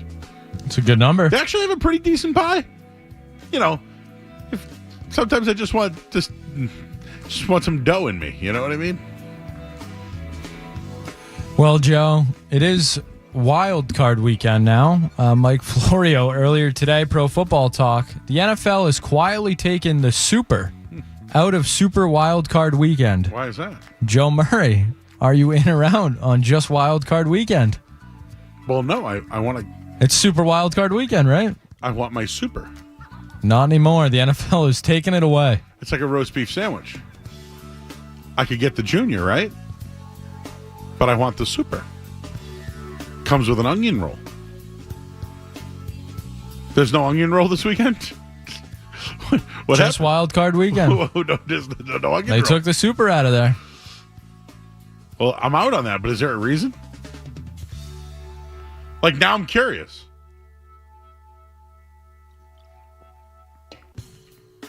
By the way, you know what's the greatest? Go ahead. Florio said he asked the league if Super had been Deep Six. Super debuted during the 2020 season playoffs when the NFL introduced a new wild card format. The league said via email, Super was used the last 4 seasons to help differentiate from the previous 30 years of Saturday-Sunday schedule and further drive awareness of the 3 days of wild card games. It served its purpose, and fans have responded well. So now they're just going to call it Wild Card Weekend because that's what it is now. So no more. I'm out. This is stupid. Yeah, I don't really care one way or the other. But I'm glad you put this in here because it sounds better. Why do I have to think about it? Because why did they have to change it? You know what I mean? Like, there's just some things that shouldn't change. I am a creature of habit. Don't get me wrong. But I can be open to change, guys. Why are we changing Super to back to regular? That makes it look like it's less. I don't want to be less than. Like when there's 2 YouTube shows going on at the same station at the same time. Listen to us. Keep going. All right, Joe, we'll end with this one. We got a new Netflix movie trailer that I think people are very excited about. Ooh. The first trailer for Kinda Pregnant, a film starring Amy Schumer as a woman pretending to be pregnant. Joe Murray, are you in or out on a new Amy Schumer movie? Well, has there ever been a Kinda Pregnant movie?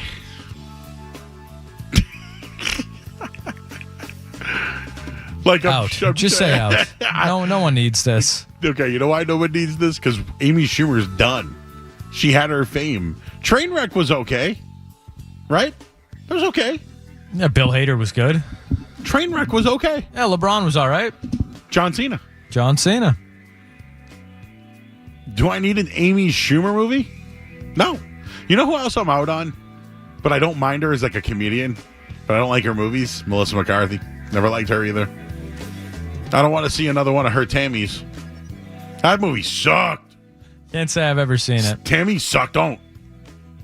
I'll save you a favor. She was in like a Heat movie, right? Or something like a Heat knockoff or something. I don't know. I can't say I'm too well versed in Melissa McCarthy movies. But I always thought she was kind of funny. You're a big Bill Hader guy? Are you a hater? Yeah, big hater. Yeah, I like Bill Hader. I didn't really watch all of Barry, but I thought it was pretty good. I heard that show was good. It gets real dark, kind of twisted. No, not so much twisted, but just more dark. Kind of sad at the end. What has Amy Schumer done since Trainwreck? Should we even Google? I don't know if I want to Google her. Why does she always play desperate, like... She was desperate in Trainwreck, right? Joe, I don't have the answers to these questions. And she was always drunk. She was in the Trolls Band Together movie, Joe. Trolls? Oh, I like Trolls. What was she in Trolls? I'm going to go out on a limb and say one of the Trolls, but I don't know. Actually, I got to tell you, those were pretty good. She was in Unfrosted as well? Did not see that. No, man. Well, now, see, you know what? Guys? All these guys are making money in kids' movies now. And you know who I blame for all this? Tim Allen. Tim Allen was like the Santa Claus, and then he became like, what was he? Not Woody. What's Woody's buddy's name? Buzz. Yeah. And then right now he's doing all those. Tim Allen, smart. Started Tool Time, brought in Pam Anderson. Like, dude had a little cocaine here and there. But speaking of Tim Allen is back. Tim Allen has a new sitcom coming out called Shifting Gears with Kat Dennings. She plays his daughter. It is ABC's newest sitcom starring Tim Allen. So you're in. I love Tim Allen. I just watched 3 Tim Allen Christmas movies for 4. Well, Christmas with the Cranks. On the 4th, I watched 4 Tim Allen Christmas movies over the holiday. 4. Dude is raking. He is just printing money. He's got holidays. He's got kids. He's got Tool Time. Again, not to mention that cocaine, but that doesn't matter because he's now all about the children. Wow, he's killing it. You got a new show to watch, Joe. I'm going to watch that one, too.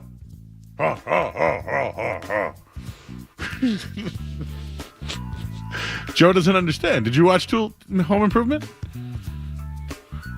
Home Improvement was like a family man. He had a TV show, but he was selling tools. A little young for Home Improvement, I think. But he said a big Santa Claus guy, 1, 2, and 3. Okay, you've seen Home Improvement. Yeah, I've seen some of it. Okay. He always had the ho. And then the guy behind him with the fence, you could never see his face until the last episode.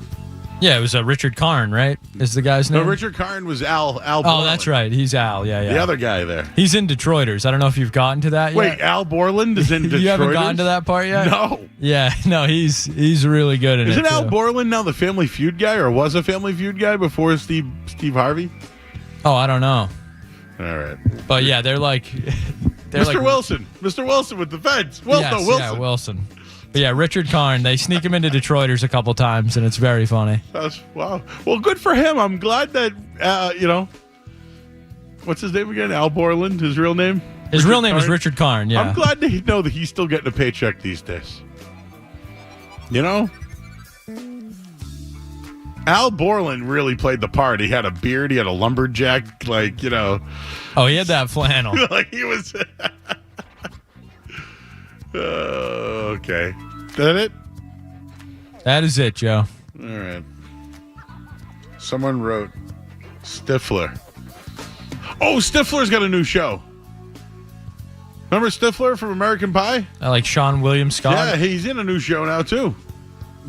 That one hasn't crossed my desk, Joe. Oh, I say, well, not your desk, but came across my television the other night. I should open up this man's email. His name is Tim. He's from Nashua, New Hampshire.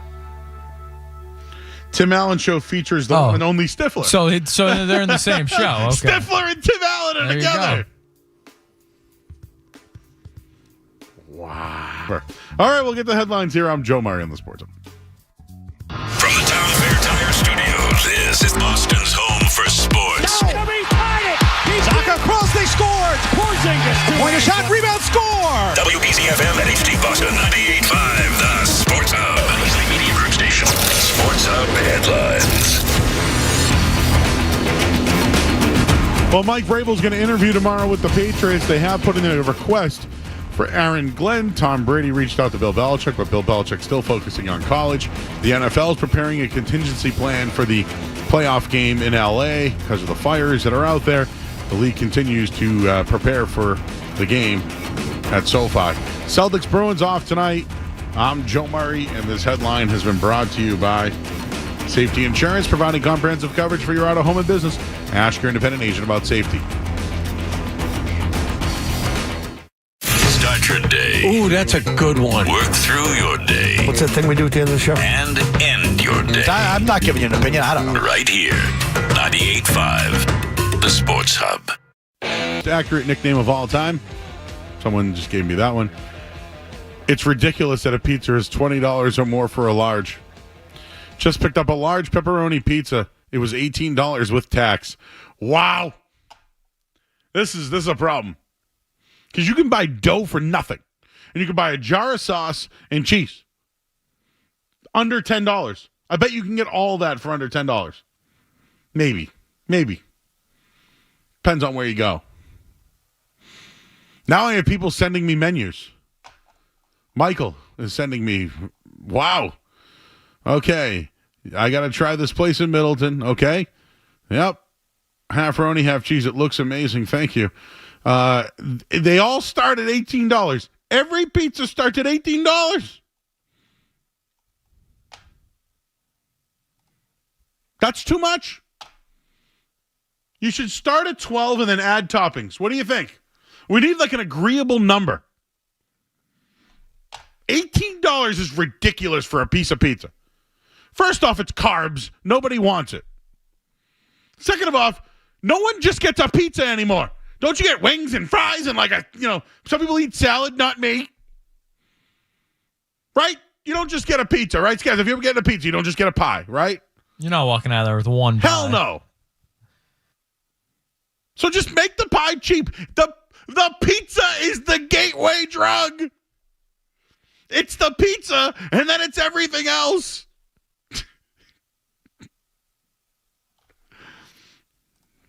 Damn it.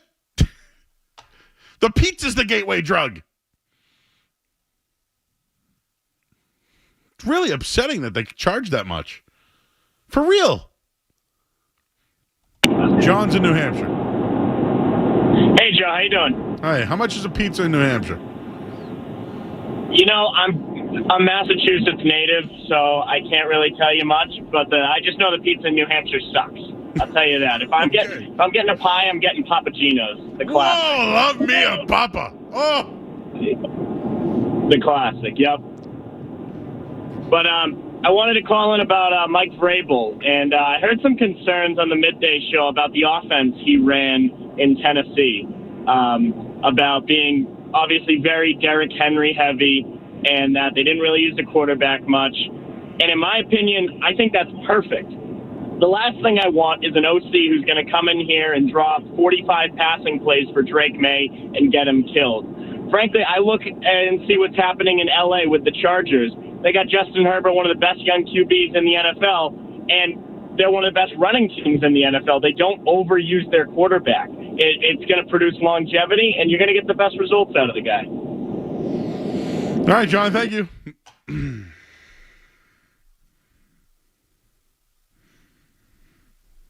I can confirm that the Pleasant Cafe in Rosendale charges $12.25 a pie. I don't know if I could get one here, Skaz, like to leave from Rossi to Waltham. I don't know if it would still be. We do have an air fryer, though, so that could. But $12.25 a pie in.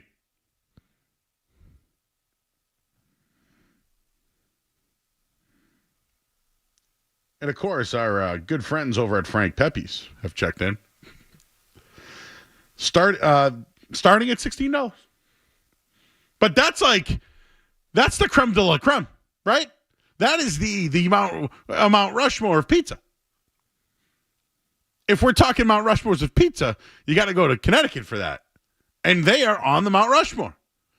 But there are some places that claim to be the best. Charging too much.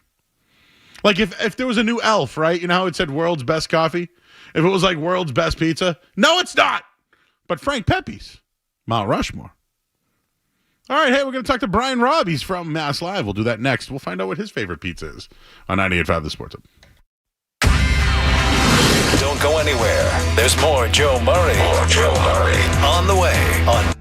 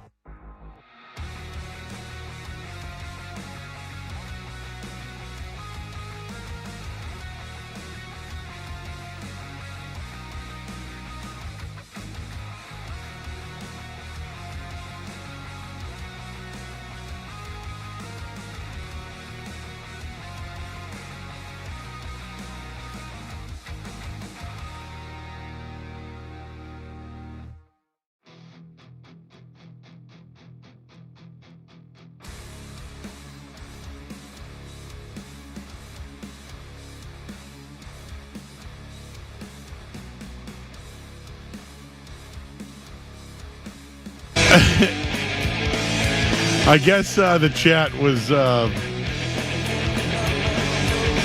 They were really listening to the show, and I was really hooked on pizza.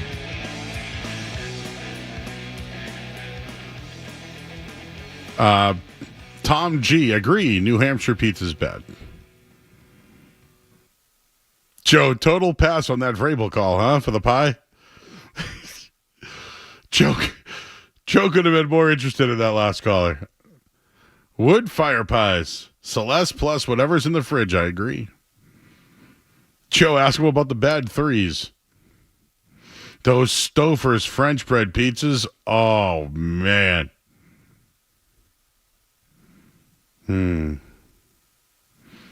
Anyways, there was an article up at 98.5 The Sports Hub somewhere about my favorite frozen pizzas, if you want to look at those.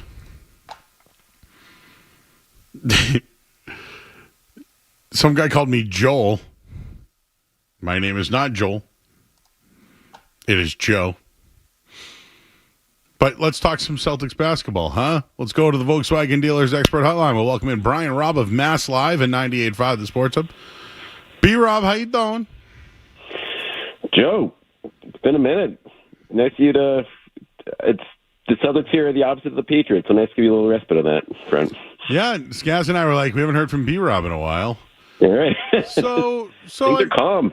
Yeah, no, things are calm because no one's getting too high or too low. But the Celtics did struggle in the month of December. But I guess I'll ask you, what would you grade the current road trip that the Celtics went 3-1 on? How would you give it a grade? I give it a B+. I think 3-1.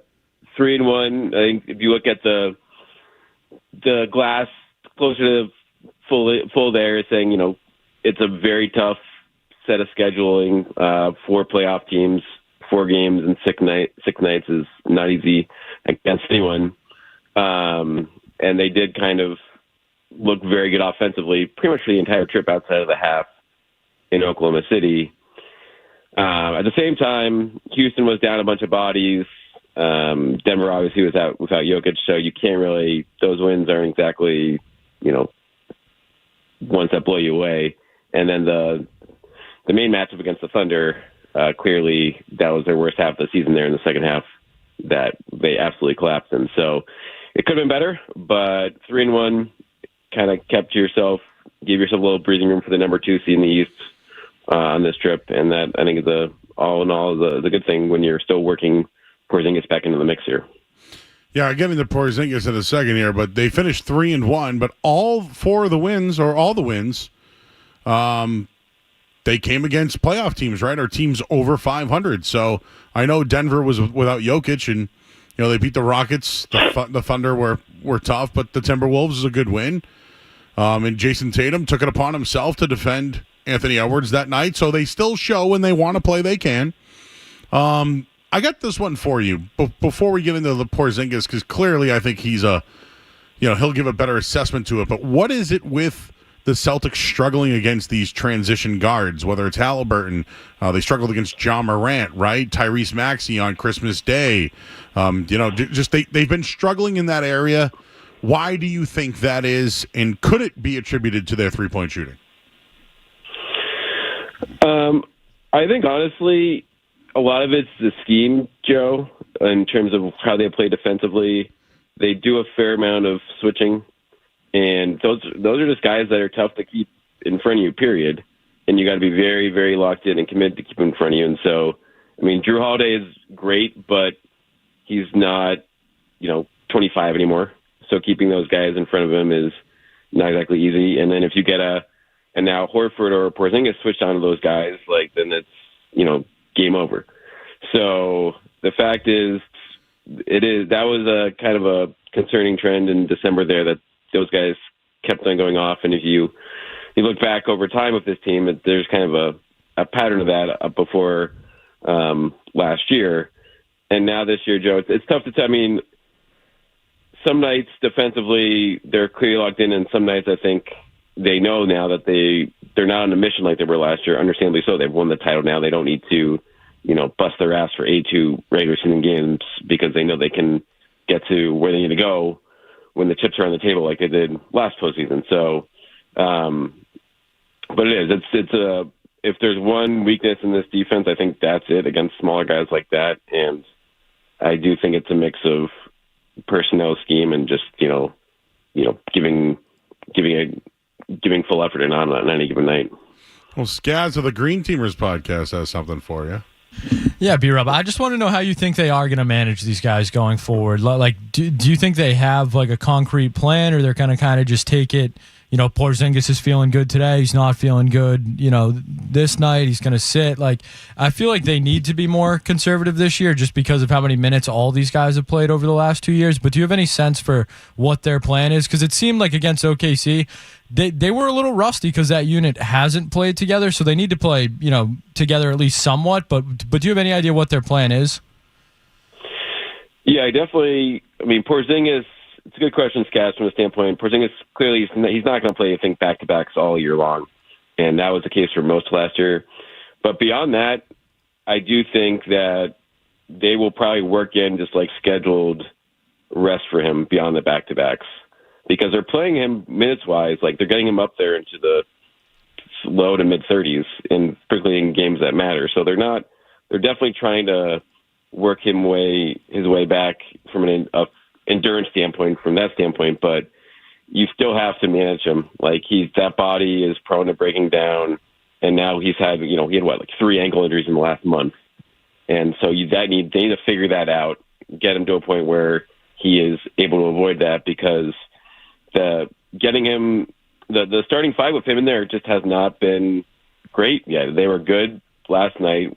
That was against a very short-handed Nuggets team, but on the season, with the starting 5, it's only been 7 or 8 games. It's like -11 or something like that, which doesn't mean much because it's only been 7 games, but it also just shows you that that group still is getting no accustom to each other right now. So they need to get him out there, get the rest of that group, but without overtaxing him. So I think we're going to see a lot of him, but I would not be surprised to see him go away for a week or 2 here or there over the next 2 months, just to make sure that he's good to go when the playoffs roll around. Brian Robb joining us, Mass Live. Have the Celtics been healthy all year? I mean, Hauser, when he is healthy, he's shooting like 41% recently. But they haven't had him right. Porzingis right. We mentioned the starting 5 hasn't been together. Do you think they do get it together at one point, that they're all – because I think when they are rolling on all cylinders, nobody's going to beat them, and people don't like that commentary, B-Rob. Have you heard that anywhere? They don't like when I say that everyone lays down to the Celtics because they're the best. It's not – I don't say that as a homer take. I say it as like they're just better than everybody else. Now, granted, Christmas Day and times like that, I still think they're undermanned. And I think they struggle with transition and rebounding personally. But I don't know. We haven't even seen this team at its full strength yet. It's true. It was kind of wild, Joe, just from that standpoint on Sunday against the Thunder, when they did have everyone available. And that was just a second time all season long that was games. I was like, wow, this is really stacked. You forget because you have that, and you throw in things like how good Pritchard's been this year, and on top of it, and along with Derek White looking like an all-star more than ever. And it's like, wow, this is when they are whole, when they have the full 8-9-man rotation, it is just an absolute juggernaut. But it is, at the same time, they're just as good as they are, Joe. I think they're just more factors this year that are impediments now. I think like the Cavs and the Thunder are very much legit. Like there was just no one in the league was at their level at all last year. I think the Cavs and the Thunder are there. Now, how much that translates to the postseason remains to be seen, particularly with the Cavs. They have not had a good track record on that front.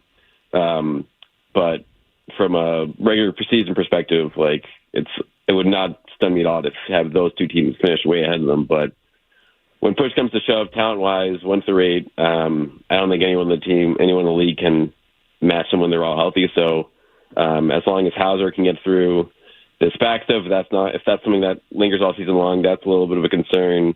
The Porzingis stuff we talked about is always going to be a concern. Al Horford still looks like he's 25 years old, so that's less of a concern. But if I'm Brad Stevens, the one thing I'm thinking about doing in the next month is, just getting one more veteran piece to just add extra depth on the bench to take some of the wear and tear off some of these guys in the regular season, because you're I think this year as opposed to last year, you're having more injuries already, and so that's something you're going to need to manage while trying to stay competitive at the top of the Eastern Conference in the standings. I was going to say they have that extra roster spot. I know some other teams need to make some decisions on that. I'm going to just mention Jimmy Butler because clearly it's not him.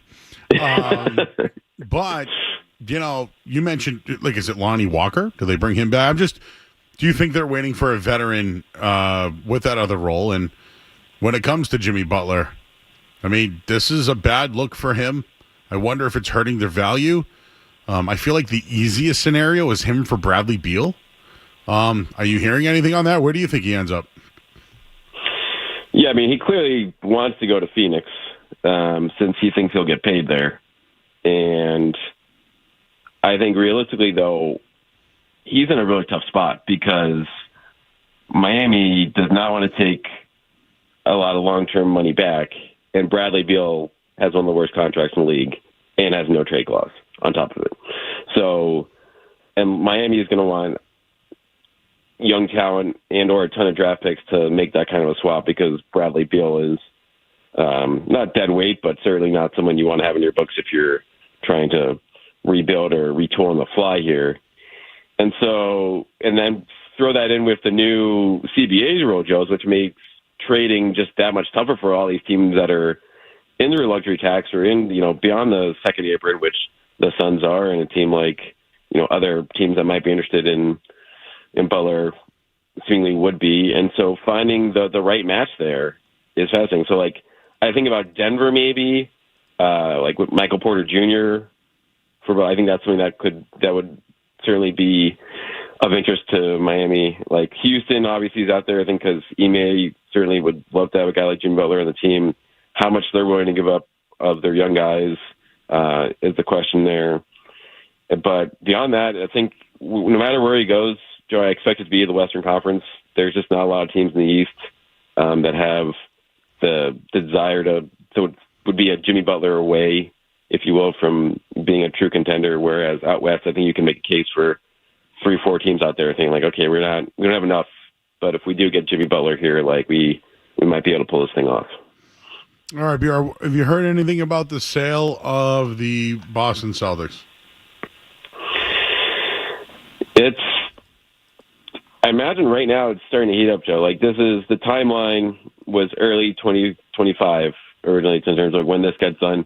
And ultimately, I do think, like, all things considered, it'd probably be best for everyone involved if there was some clarity on this situation ahead of the trade deadline, if nothing else, since that will, not that the team will make any moves in the short term in terms of what they can do, for the season from a financial standpoint, but certainly from a long term, knowing what type of assets this team has going forward and what type of capital the ultimate buyers are going to be willing to put into this team, that will potentially influence what the front office is willing to do at that point or is looking into at that point. So I expect, in the next few weeks, we hear something of that from some, final bidding starts to ramp up there. But this is clearly, you're dealing with billions and billions of dollars here. I'm imagining it's whatever investment group gets it, whether it's PAGs or someone from the outside. There's going to be a lot of moving parts involved, and it'll be probably the most dramatic subplot of the season right now, since this team obviously is rolling. There's not going to be any big changes to the roster, probably some minor tweaks, if anything, at the trade deadline. So just having that all figured out in the next month or two will probably be will let this team, kind of up their focus here heading into the home stretch of the regular season. All right, B-Rob, I have a basketball analogy for you regarding the Patriots. All right, everyone all wants Mike Vrabel. I don't. I want the young offensive mind that everyone's been coveting in Ben Johnson. That's what I want. He even wants to interview, right? So, you have to talk to him. But what would be the Brad Stevens equivalent? Meaning, Danny Ainge found Brad Stevens from Butler, brought him to the Celtics, and eventually, moved up and he went to a final. I mean, or did he? No, he didn't. Ime ended up taking over. Whatever. My point is they found the guy to bring in to turn it around. What would be like the NFL equivalent? That's why I wanted Ben Johnson. I know he's already in the league. Like, I thought Dan Lanning maybe of Oregon could be that guy, but he's already out. Is there a guy out there for that, B-Rob, that could in the NFL? Do you think that's something that could work like it did in basketball? It's a really good question from that standpoint, because you think about it, like from the NBA perspective, like Brad Stevens worked, but there's been a whole bunch of like college to NBA coaches that have not worked. Yep. Like, I guess Donovan's another guy who's, he hasn't been great, but he's, stuck. But then you have, for every one of those, you have a Calipari or a, Hoiberg or whoever. We could make a longer list of guys that have failed versus your Brad Stevens. The old Michigan coach that won and went to the Cavs and didn't work out, Oh, yeah, Beeline, exactly. Beeline, yep. Yeah.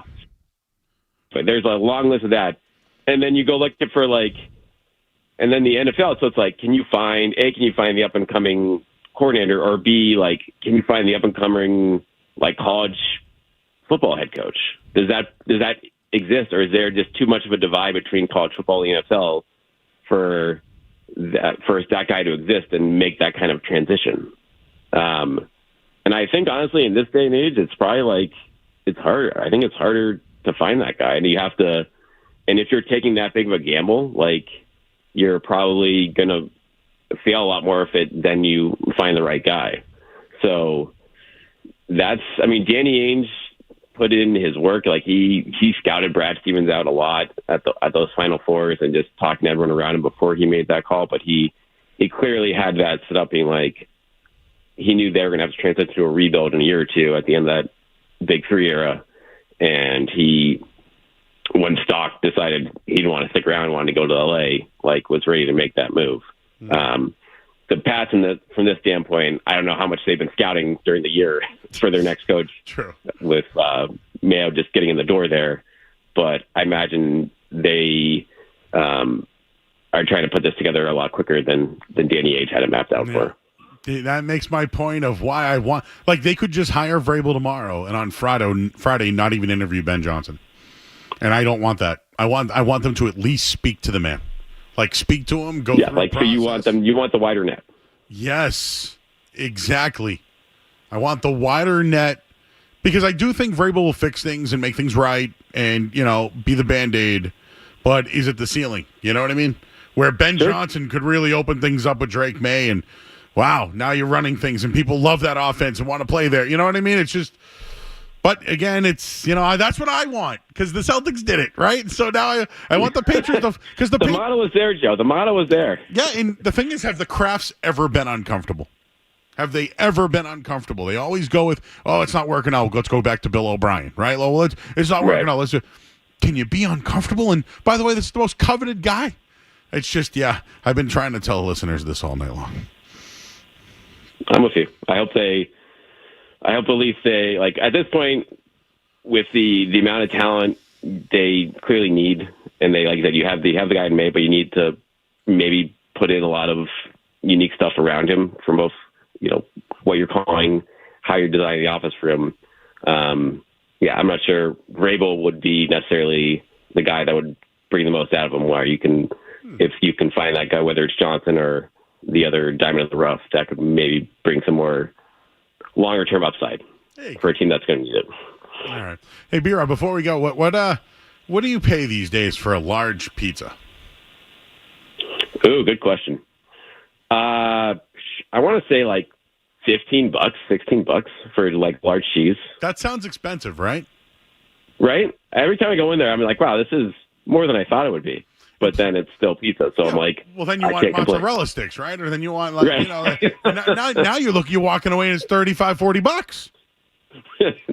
And exactly, it's like pizza was supposed to be the cheap meal, Joe. Yes, the cheap family meal. Now if that's going away, then we're all in trouble. We're all in trouble. We looked it up. The average price is $18.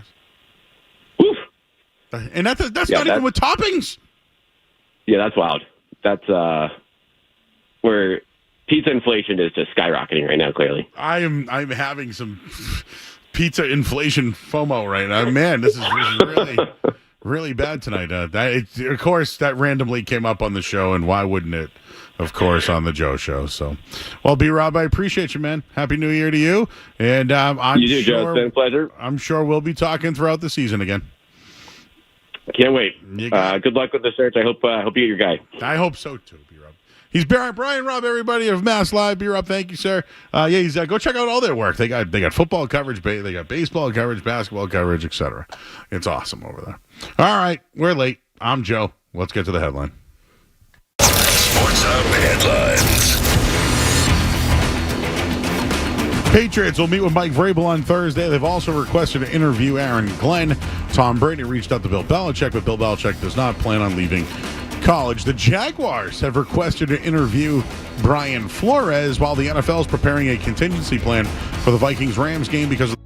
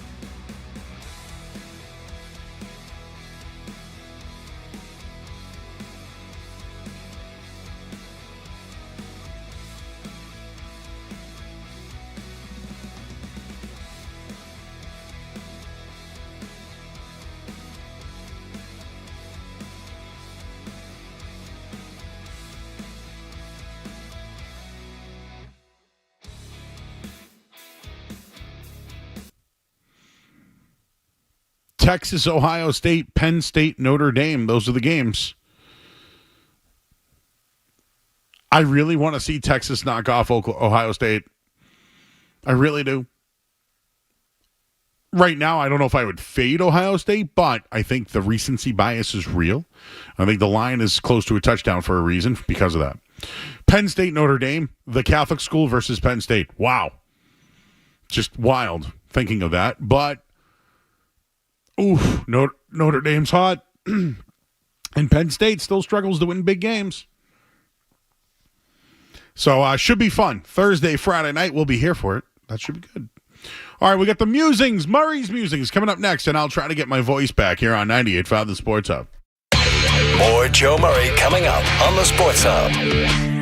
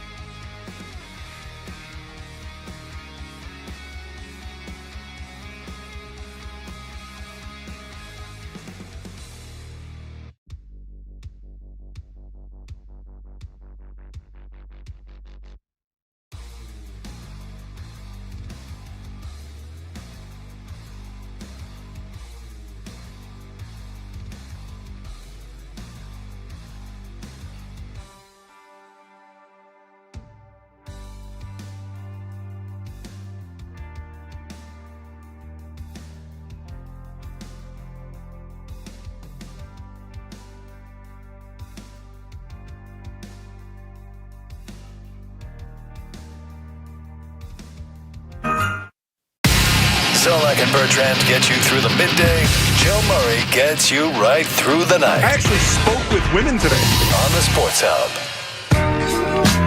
Yes. Around the great election, it was happening much more frequently. Screw but those people. Not as much lately. Not as much. No, you're right. Screw them. But no, now I get the, hey, what's going on? How are you feeling today? And it's like really like trying to like, there's like real call to action.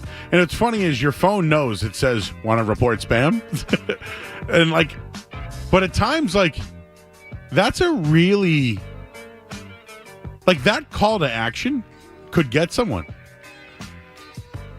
Like maybe you don't have a person in your phone. Maybe it's, somebody said they were going to, I don't have their number.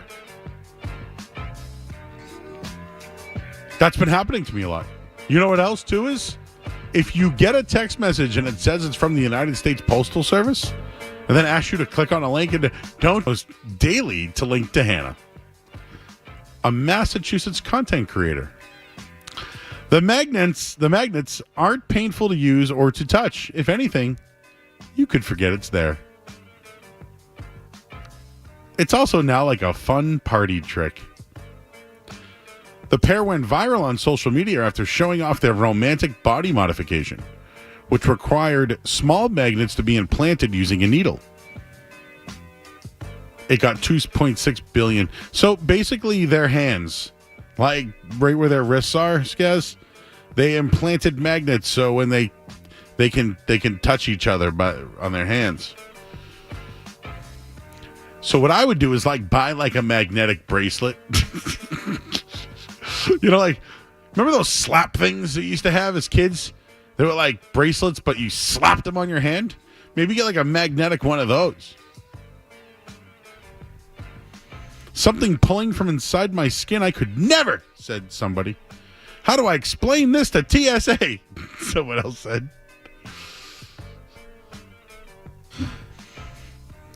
I'm out. Any feelings? I'm out on that. Aren't magnets like bad for like, computers and like phones, laptops? Like, I don't know, MRI machine? Yeah, wouldn't that like mess everything? I don't know. Good, happy you're happy, I guess. But yeah, no, hard out for me on that one. I mean, you want to connect, right? Not that badly, Joe. I don't need artificial help. Hey, the human connection is enough for me. The brokerage babe's upset that I'm thinks I'm making fun of them. That's not what I'm doing. I just think that's like you really need magnets to like show your love. Seems unhealthy from a physical and an emotional standpoint. Well, I don't want to dislike the magnets. If I've offended anybody, I'm sorry. The magnet apologist. I just thought that this was like I will say the magnet I like is the guy that like stands on the pier or whatever, and he throws the giant magnet like into the ocean, and he pulls out all kinds of crap from the river. I like that. I like that guy. I'm in for that kind of magnet. 5% of credit cards this year were used for coffee. What do you think the percentage of Dunkin' Donuts versus Starbucks would be? Like what percent of 10% you're saying? Yeah, like 50-40, you know what I'm saying? Like something like that. I mean, I'm going to lean Dunkin', obviously. That's the roots. I would say 65 Dunkin' there. So 49% of the 5% were for Dunkin'. All right, we'll take it. But I feel like the 40% of the 5% for Starbucks is bigger. Think about it. I get it. 49's bigger than 40, right?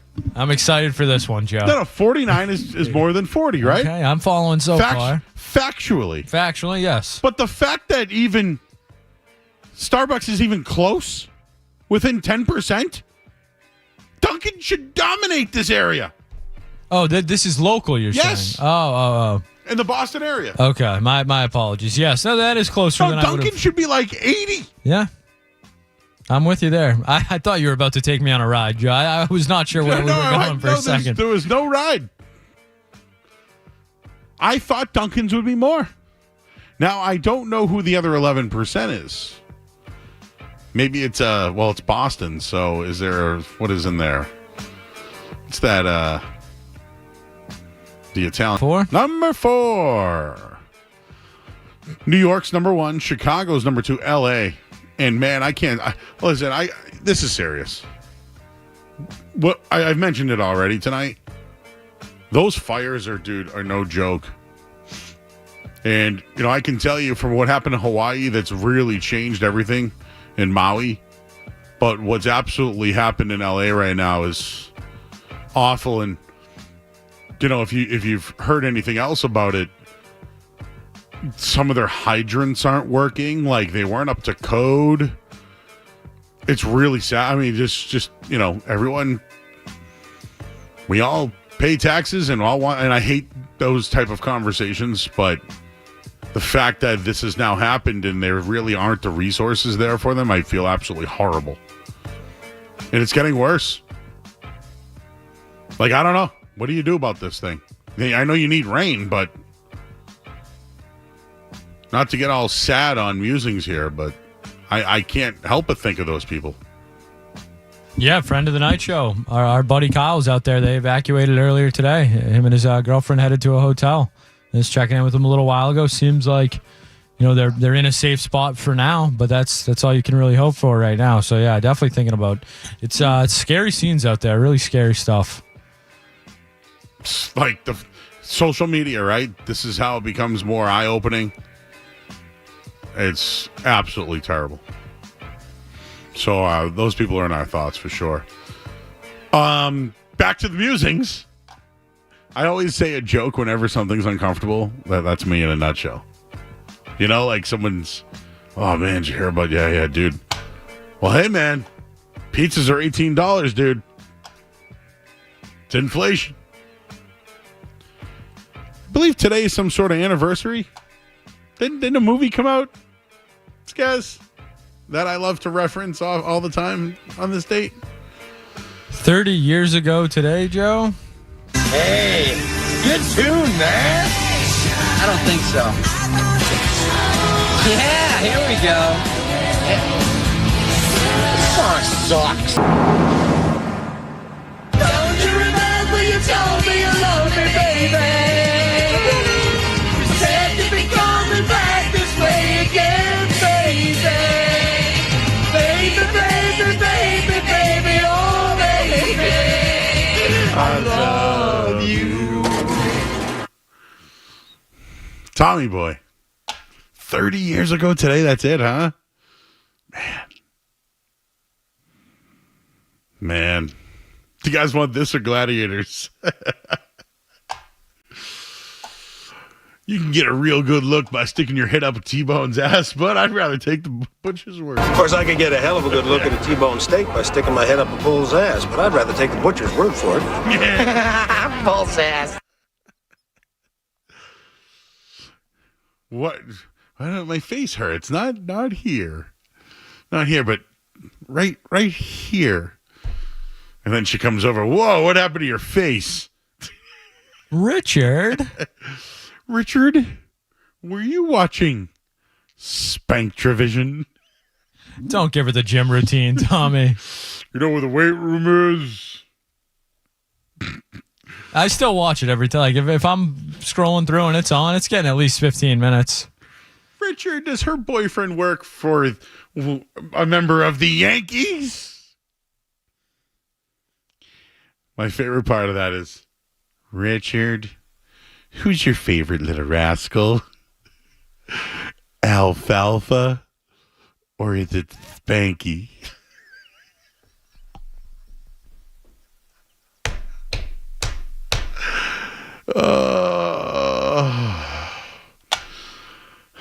Housekeeping.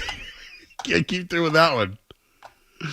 All right. The bees always get me. The bees. What a move, right? Oh, great move. The bees. Your firearms are useless against them. I make car parts for the American working man because that's what I do. All right. Rob Lowe, great bad guy, too. Rob Lowe was awesome in that movie. Brothers don't shake hands. Brothers gotta hug. Birthday is today. Elvis Presley. Damn, died on this date was born on this date. Died in 1977, though. Wow, listen to this murderer's row. Stephen Hawking's birthday is today. David Bowie. There's another one. Who else do we have here on my list? Michelle Forbes, 60 years old today. Sarah Pauli, 46. Cynthia is it Erivo? I think that's right. Noah Cyrus, 25 years old today. Dwight Clark. Ooh, back of the end zone, Dwight Clark. Let's see who else we have. Rey Mysterio Sr., who just passed, literally.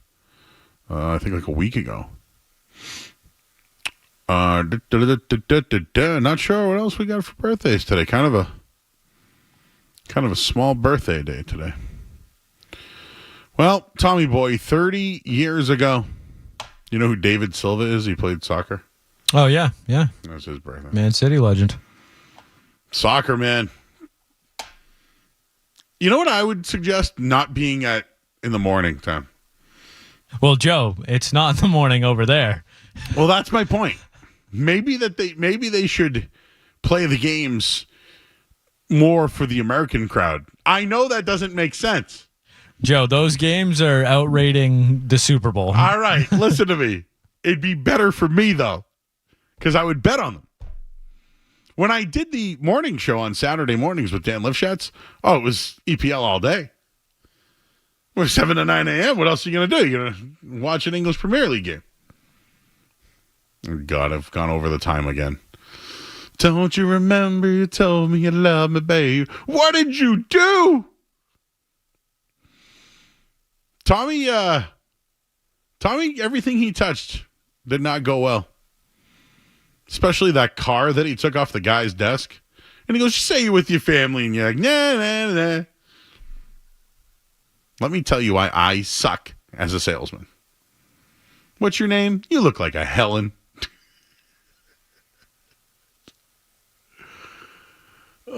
Joe, would you like to know what the average NFL game gets for American viewers, the 2023 season? Sure, what is it? 17.9 million. Okay, give me a soccer game. The average EPL game gets 600 million viewers per match. So they ain't changing the time. They ain't changing that time. They're doing Super Bowl numbers for every game. The Super Bowl does, like, I don't even know. It says the global audience for the Super Bowl, 62.5 million. Average Premier League game, 600 million. Just a slight difference. And dude, if I lived on the West Coast, it'd be even worse. Oh yeah, shot. I'd never watch it. When I worked Saturday mornings, that was when that's when it was at its best. I can't wait for the World Cup though. I'm excited for that. We get Notre Dame Navy next year at Gillette, and then you'll get the World Cup, right? It's gonna get not bad. It's not bad. Maybe they'll figure traffic out by then. Mm-hmm. Who would have thought David Bowie and Elvis were born on the same day? Not the same year, but more of a Bowie guy. Elvis was an actor. Elvis was Britney Spears. Britney Spears was a performer. She never wrote. Elvis never wrote any of that stuff. He was an actor. Damn good one. I liked him in Forrest Gump. You ever see him? All right, we got to get to the headlines. I'm Joe Murray on the Sports Hub. From the Town Fair Tire Studios, this is Boston's home for sports. Zaka cross, they scored. Porzingis, point a shot, rebound, score. WBZFM and HD Boston 98.5, the Sports Hub. Media Group Station. Sports Hub headlines. Mike Vrabel will interview with the Patriots tomorrow. The Patriots have put a request in to speak with Aaron Glenn of the Lions. The Jaguars have requested to talk to Brian Flores. While Tom Brady reached out to Bill Belichick about becoming the next Raiders coach, Belichick has no plans to return to the NFL. The NFL is preparing a contingency plan. Vikings-Rams game is supposed to be played in L.A., but due to the fires, they may have to move it to Glendale, Arizona on Monday night. Headlines, they are brought to you by Safety Insurance, providing comprehensive coverage for your auto, home, and business. Ask your independent agent about safety. I'm Joe Murray. in America. We have a farm. I have about 200 pigs here. We get to spill beers on each other without worry about spilling beers on people. Boston's home for sports. 98.5 The Sports Hub.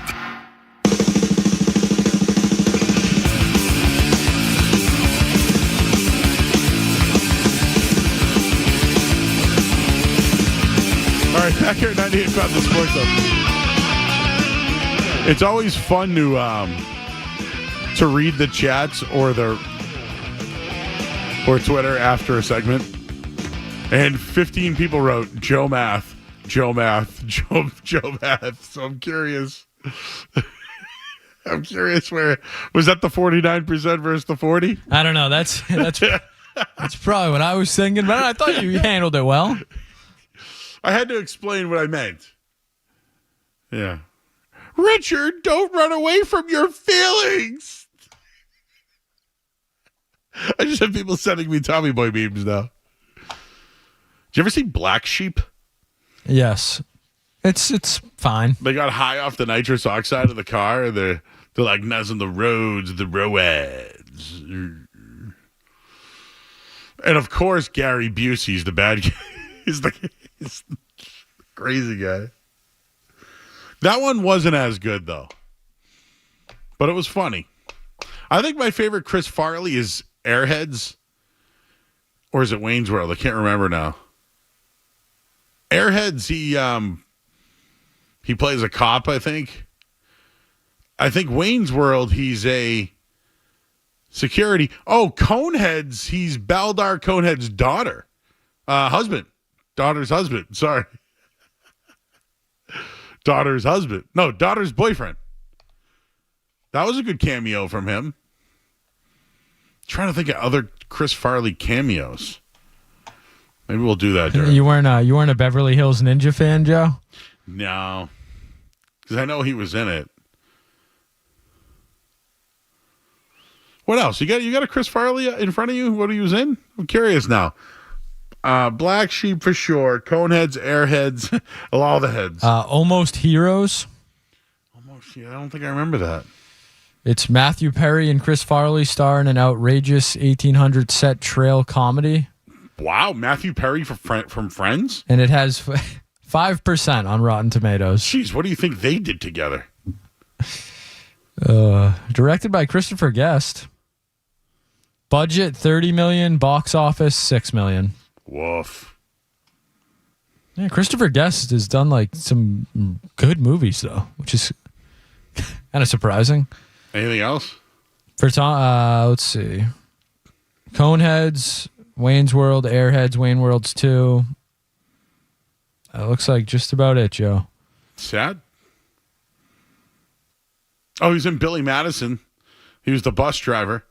Skinny punks will turn his damn bus around. Who the hell eats 30 bagged lunches? That Veronica Vaughn. All right, enough of this. We'll get back to Mike Vrabel coming to town tomorrow. What will the Patriots do? We'll get into that next here on 98.5 The Sports. Don't go anywhere. There's more Joe Murray. On the way on 98.5 The Sports Hub. Hi, it's Ryan Williams with 128 Plumbing, Heat, and Cooling and Electric. We help homeowners in the North Shore, Merrimack Valley, Greater Boston, and the South Metro West with everyday necessities in their home, like heat, hot water, air conditioning, and electrical. We have a great team of professionals to help you, whether it's a simple repair, a tune-up, or even an HVAC installation. We'd love to earn your business and be the company that powers your home this season. Book with us now at call128.com. If you need tires, think Town Fair.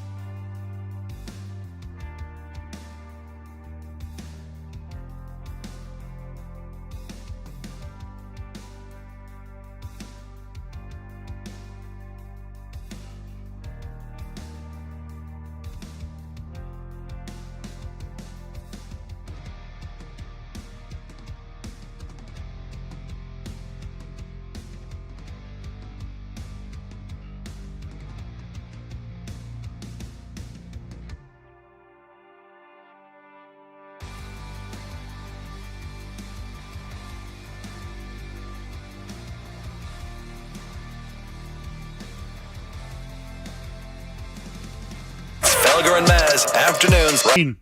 Kraft, Vrabel, Kraft, Ben Johnson, Vrabel, maybe even Brady in the mix there. Maybe Belichick's involved. I don't know. Maybe Dallas sneaks in there. The Jets. It's gonna be a showdown. And I want it. Give it to me. Don't settle on what you're comfortable with. By the way, I just heard a promo by Beetle saying the same thing I did. Maybe they should play our promos, Skaz, so we can hear what we say at night. Joe, we haven't had any shows recently. No promos from us. That's true. This is I've been looking for one. Yeah. We could use all my Tommy Boy impersonations if you want. I almost call it's funny you say that because we haven't had any in a while because we haven't had this our second full show of 2025. I was looking for one in the first segment, but you mentioned the day so much like being tomorrow that I was like, it's never going to get there. My Rabel's yeah. We're never going to get past. So, yes, for those who are just tuning in, tomorrow the Patriots welcome Mike Vrabel. I care about the guy they're interviewing on Friday. His name is Ben Johnson. He's the offensive coordinator for the Detroit Lions. They're very good. I don't know if anybody's watched the Detroit Lions this year, but they have a very good quarterback and a very good offense, and they score a lot of points. And Ben Johnson could have left last year, but he decided to stay. Instead, they became the best team, one of the best teams in the NFC. They just beat the Minnesota Vikings to win their division. He's doing a Zoom interview because they can't do in-person interviews while they're playing. So I want the Patriots to have a very long process instead of the sham that it would be if tomorrow Mike Vrabel is offered the job and they don't even interview Ben Johnson. Well, I heard this thing called the process. It was in the 76ers, right? They always talked about the process. I don't know how that process is going still. I think it's still going. I don't know what's going on there. But at least in New England, you haven't had a process in 25 years. Legitimately, there is nothing that you've done that has literally complied. All right. So, letter of the law, are they legally clean? Sure. But have they ever done a search in their life that was legitimate? For real? No. Interview Mike Vrabel. Interview Ben Johnson. Interview Aaron Glenn. Interview Brian Flores, which you still haven't even put out yet. Interview them all. All of them. That's what I'm looking for. Tom's in Southie. Hey, Tom. Hey, Joe. How we doing? What's up, man? Hey, I'm glad to hear you again. Hope you had a good New Year's. I'm back to talk about why Jason Tatum was back when we talked and still is the best basketball player today. Real quick. So, are you Street Team Joe's roommate? Yes. No, I'm not his roommate. I was his college roommate. Whoa, where'd you guys go to college? We went to Bryant University. Oh, Rhode Island. Yep. Where the Patriots used to practice. Nice. Do you have any stories about could Joe house wings? I lost you there for a second, Joe. What food can Joe eat the most? Well, I'm not convinced he could eat more than me, but what could he eat the most? I think he wants me to say sushi. Him and I took down 50 specialty rolls each one time at like 4 p.m. on a Saturday for no reason. Did you guys I walked go out out of after? there feeling like a bucket of chum. Yeah. Did you guys go out after? No, held it down. I think we probably ordered burgers later that night. You washed down sushi with burgers?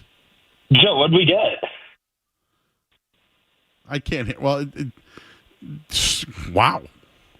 Joe is confirming there were burgers eaten that night as well. How is your belly? My belly was expanded at least 4 times, but I could tell you, I could eat with the best of them. Well, we'll put you on the list. Can we talk about Jason Tatum? Yeah, listen, we have a list of people who say they can eat, and we're gonna add you to the list. Oh, that is an honor, and I'll come to prove myself worthy for that list. You name the time and place. All right, don't threaten me with a good time. All right, talk about Jason Tatum. All right, so I think last time we left off, I was talking to you about the prototypical two-way wing player and why that is the mold for the best player in the league. And there's a few extra reasons why Tatum, on top of that, is the best player in the world. The first is that based on his build, his athleticism, his length, his skill, like his actual, muscle memory, his footwork, and his ability and so forth, he has no limitations, where the other contenders for the best player in the world certainly do. Because last time we talked about Nikola Jokic, Luka Doncic, other guys, right? They have obvious flaws that they might not even be able to fix because of physical limitations. Jokic will never be able to lock down another prime big man. But Jason Tatum, he'll guard the other team's best player and hit the game-winning three. There's no obvious weakness in his game.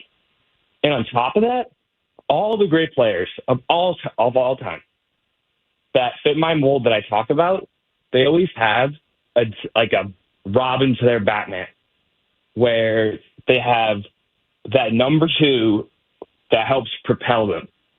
Like the most obvious one is Pippen for Jordan, right? He's got Jaylen Brown. It's Pippen 2.0. Now, he's not Mike, but he's got Pippen 2.0, and that's only going to propel him further because it's going to help, like less double teams, even though Tatum's going to pass out of the double team beautifully. He's got all that going for him. And I don't see any other player in the league that has that fact pattern. I think the closest guy maybe is SGA, but he doesn't have that number 2. He doesn't have the defensive skills, not like Tatum. All right, now Joe. Tatum's got banner 18. All right, Joe's roommate. But your point was what? He's the best in the NBA? Yep. All right, thank you. I believe you, bud. That sushi, though, I really care about that. His take on food was way better than his take on Tatum. Would you agree? I would agree.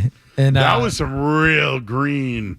Oh yeah, that's an actual green teamer. I mean, he brought up Scottie Pippen, dude. I'm just portrayed as one by the 2 to 6 show. Yeah. Do you know what's funny? I'm a realist, but Jason Tatum got for all the Celtics and Tatum fans. Just to put things into perspective, I know I sent this to you, Joe, but the NBA Communications, NBA PR, they post the Players of the Week every week when they do it.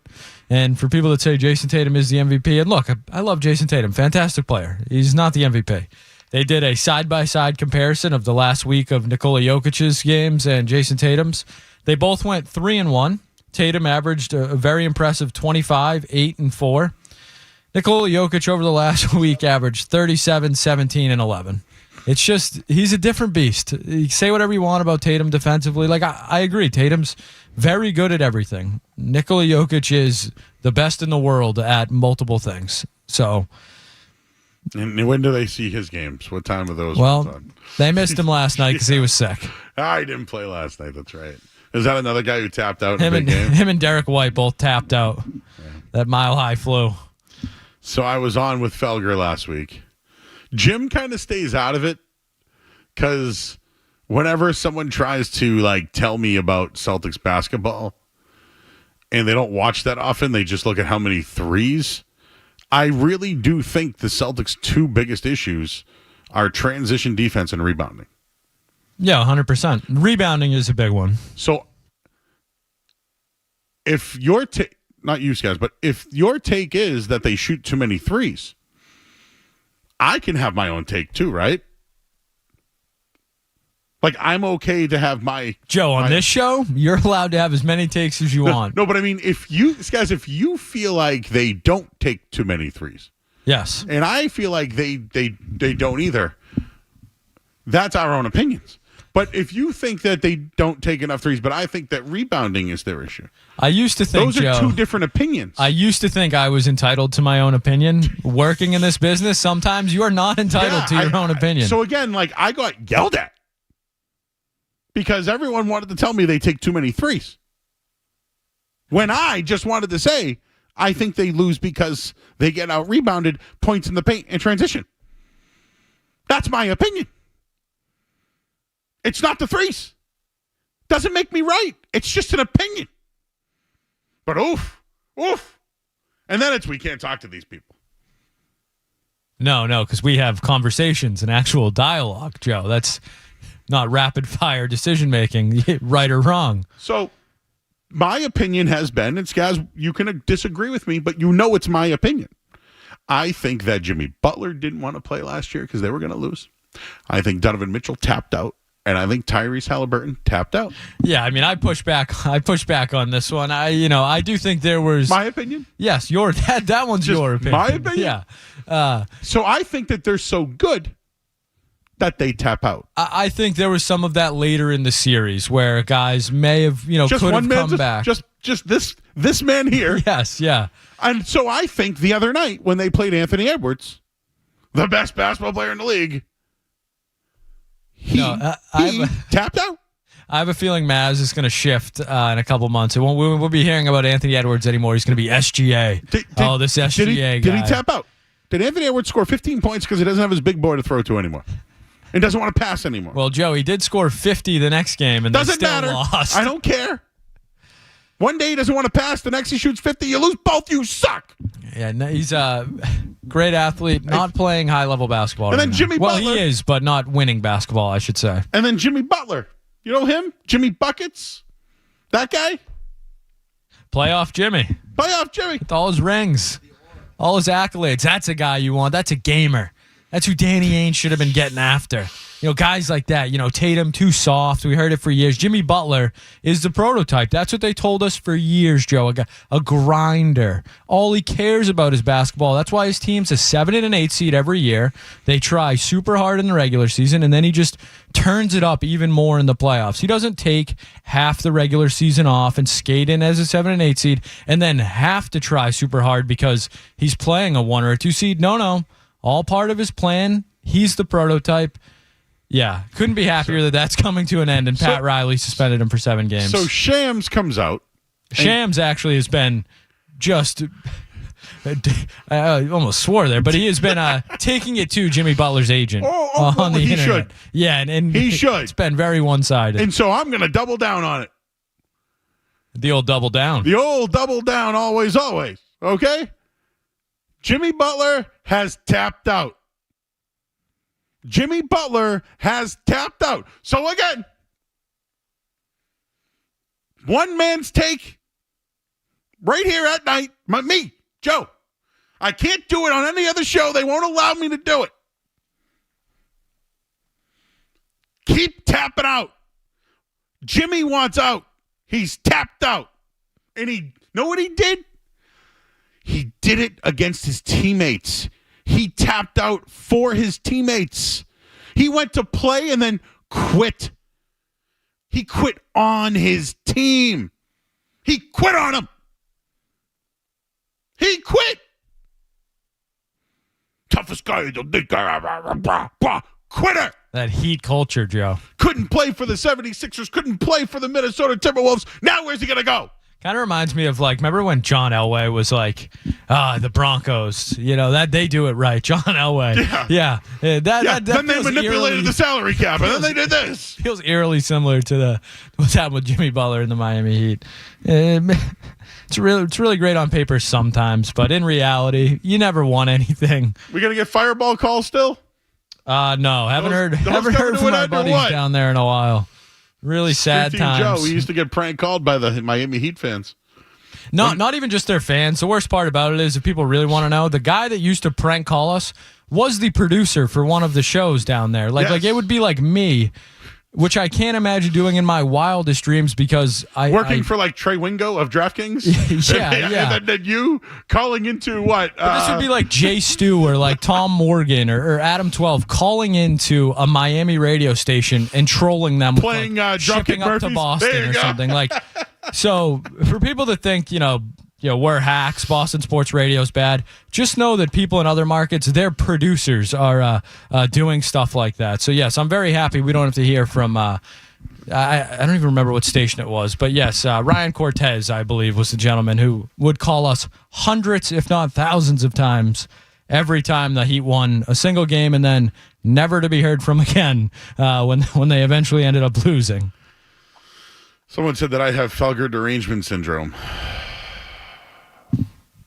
I mean, I thoroughly enjoy it all, but I know you don't at times, Joe. I just thought it was your opinion, my opinion. Yes, sometimes. Unless we don't like your opinion, then it becomes my opinion, my opinion.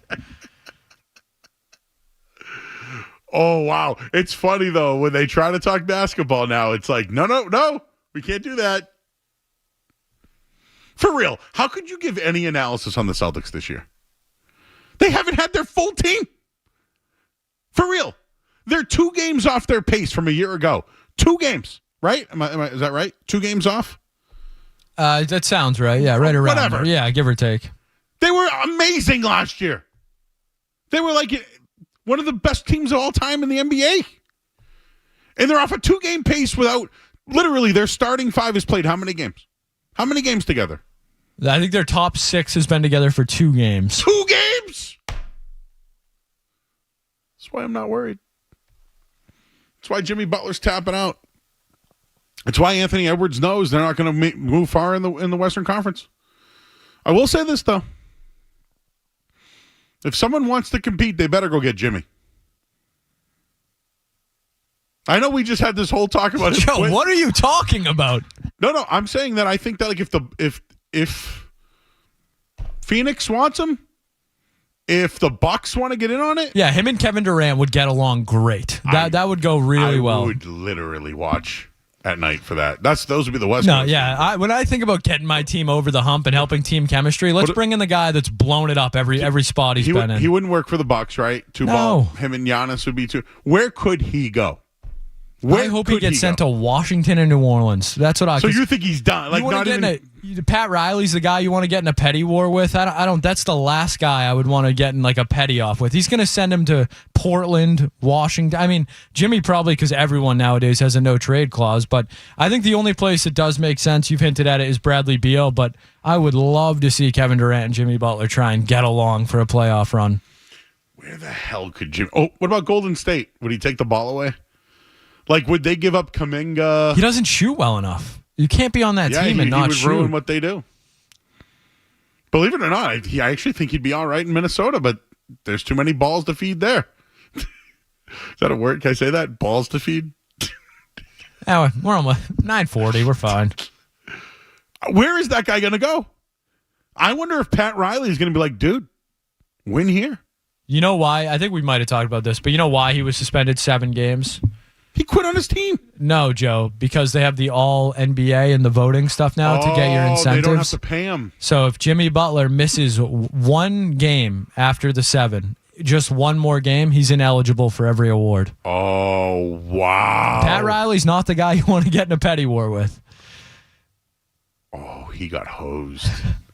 They got him. Oh, you want to get us? It's what happens when you tap out everybody. By the way, who is going to flip out on Joe Mazzulla? For real. Am I really green teaming right now? Who the hell is going to push back on Joe Mazzulla? Like, imagine, who's going to do that? That guy would get right in your face. I can picture him and Pritchard going at it, maybe. No, but like, are they going to do it to Ime Udoka? The Rockets? No.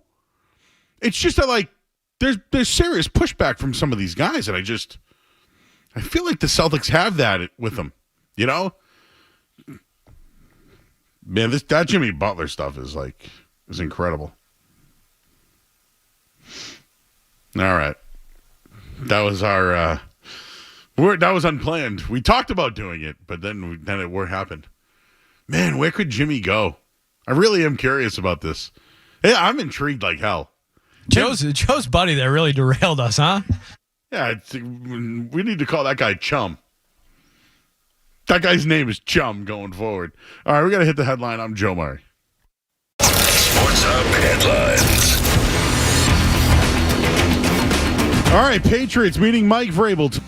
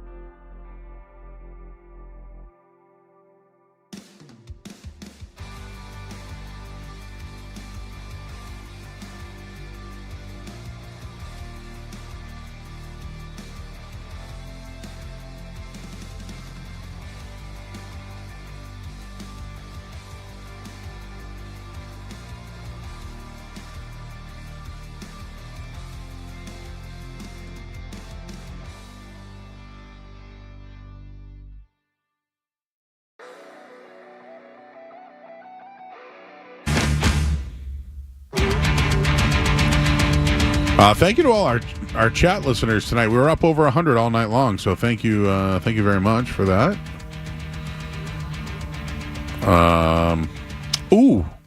The Cavs beat Oklahoma City tonight, 129-122. Are the Cavs for real? I don't buy them yet, but hey, man, that's why they play the games. Did also want to mention, just because of the fires that are happening in LA, there is a contingency plan to move the game to Arizona on Monday night. And I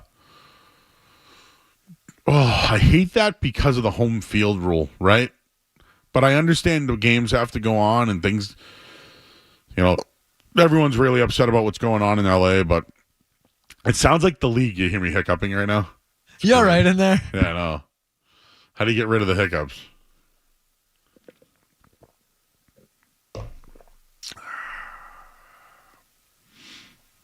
Me and Joe were just talking off the air about how much food we could eat. I was telling him how I used to be able to drink 30 beers, get an appetizer combo, and then go bring home a poo-poo platter and crush that. He also asked me if I could eat a whole pizza to myself, which back in the day, dude, it was always 2 pizzas. Now I'm down to 6 slices. I'll still eat the 8, but I'm a 6-slice guy now instead of an 8. What the hell was I just talking about? Hey, Mike Vrabel's coming to town tomorrow, everybody. It's gonna be a showdown. Mike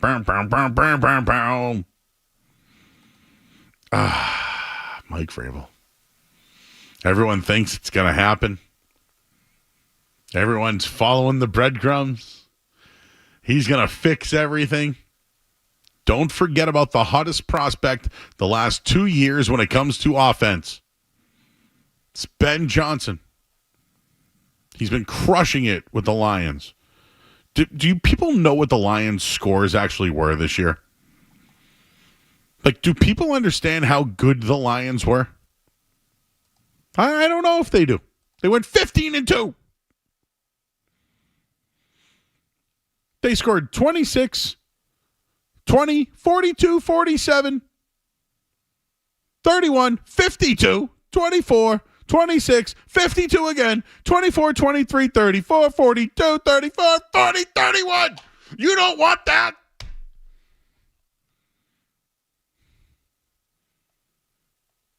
I like points. You know why the Bruins suck right now in hockey? Because they can't score. Do you know why the Patriots sucked? Because they couldn't stop anybody and they couldn't score. You know why the Celtics are good? Because they score more than everybody else. If you want to crown them, then crown their ass. But they are who we thought they were. He averages 30 points a game. You don't want that? And we're all sitting there slobbering over Mike Vrabel.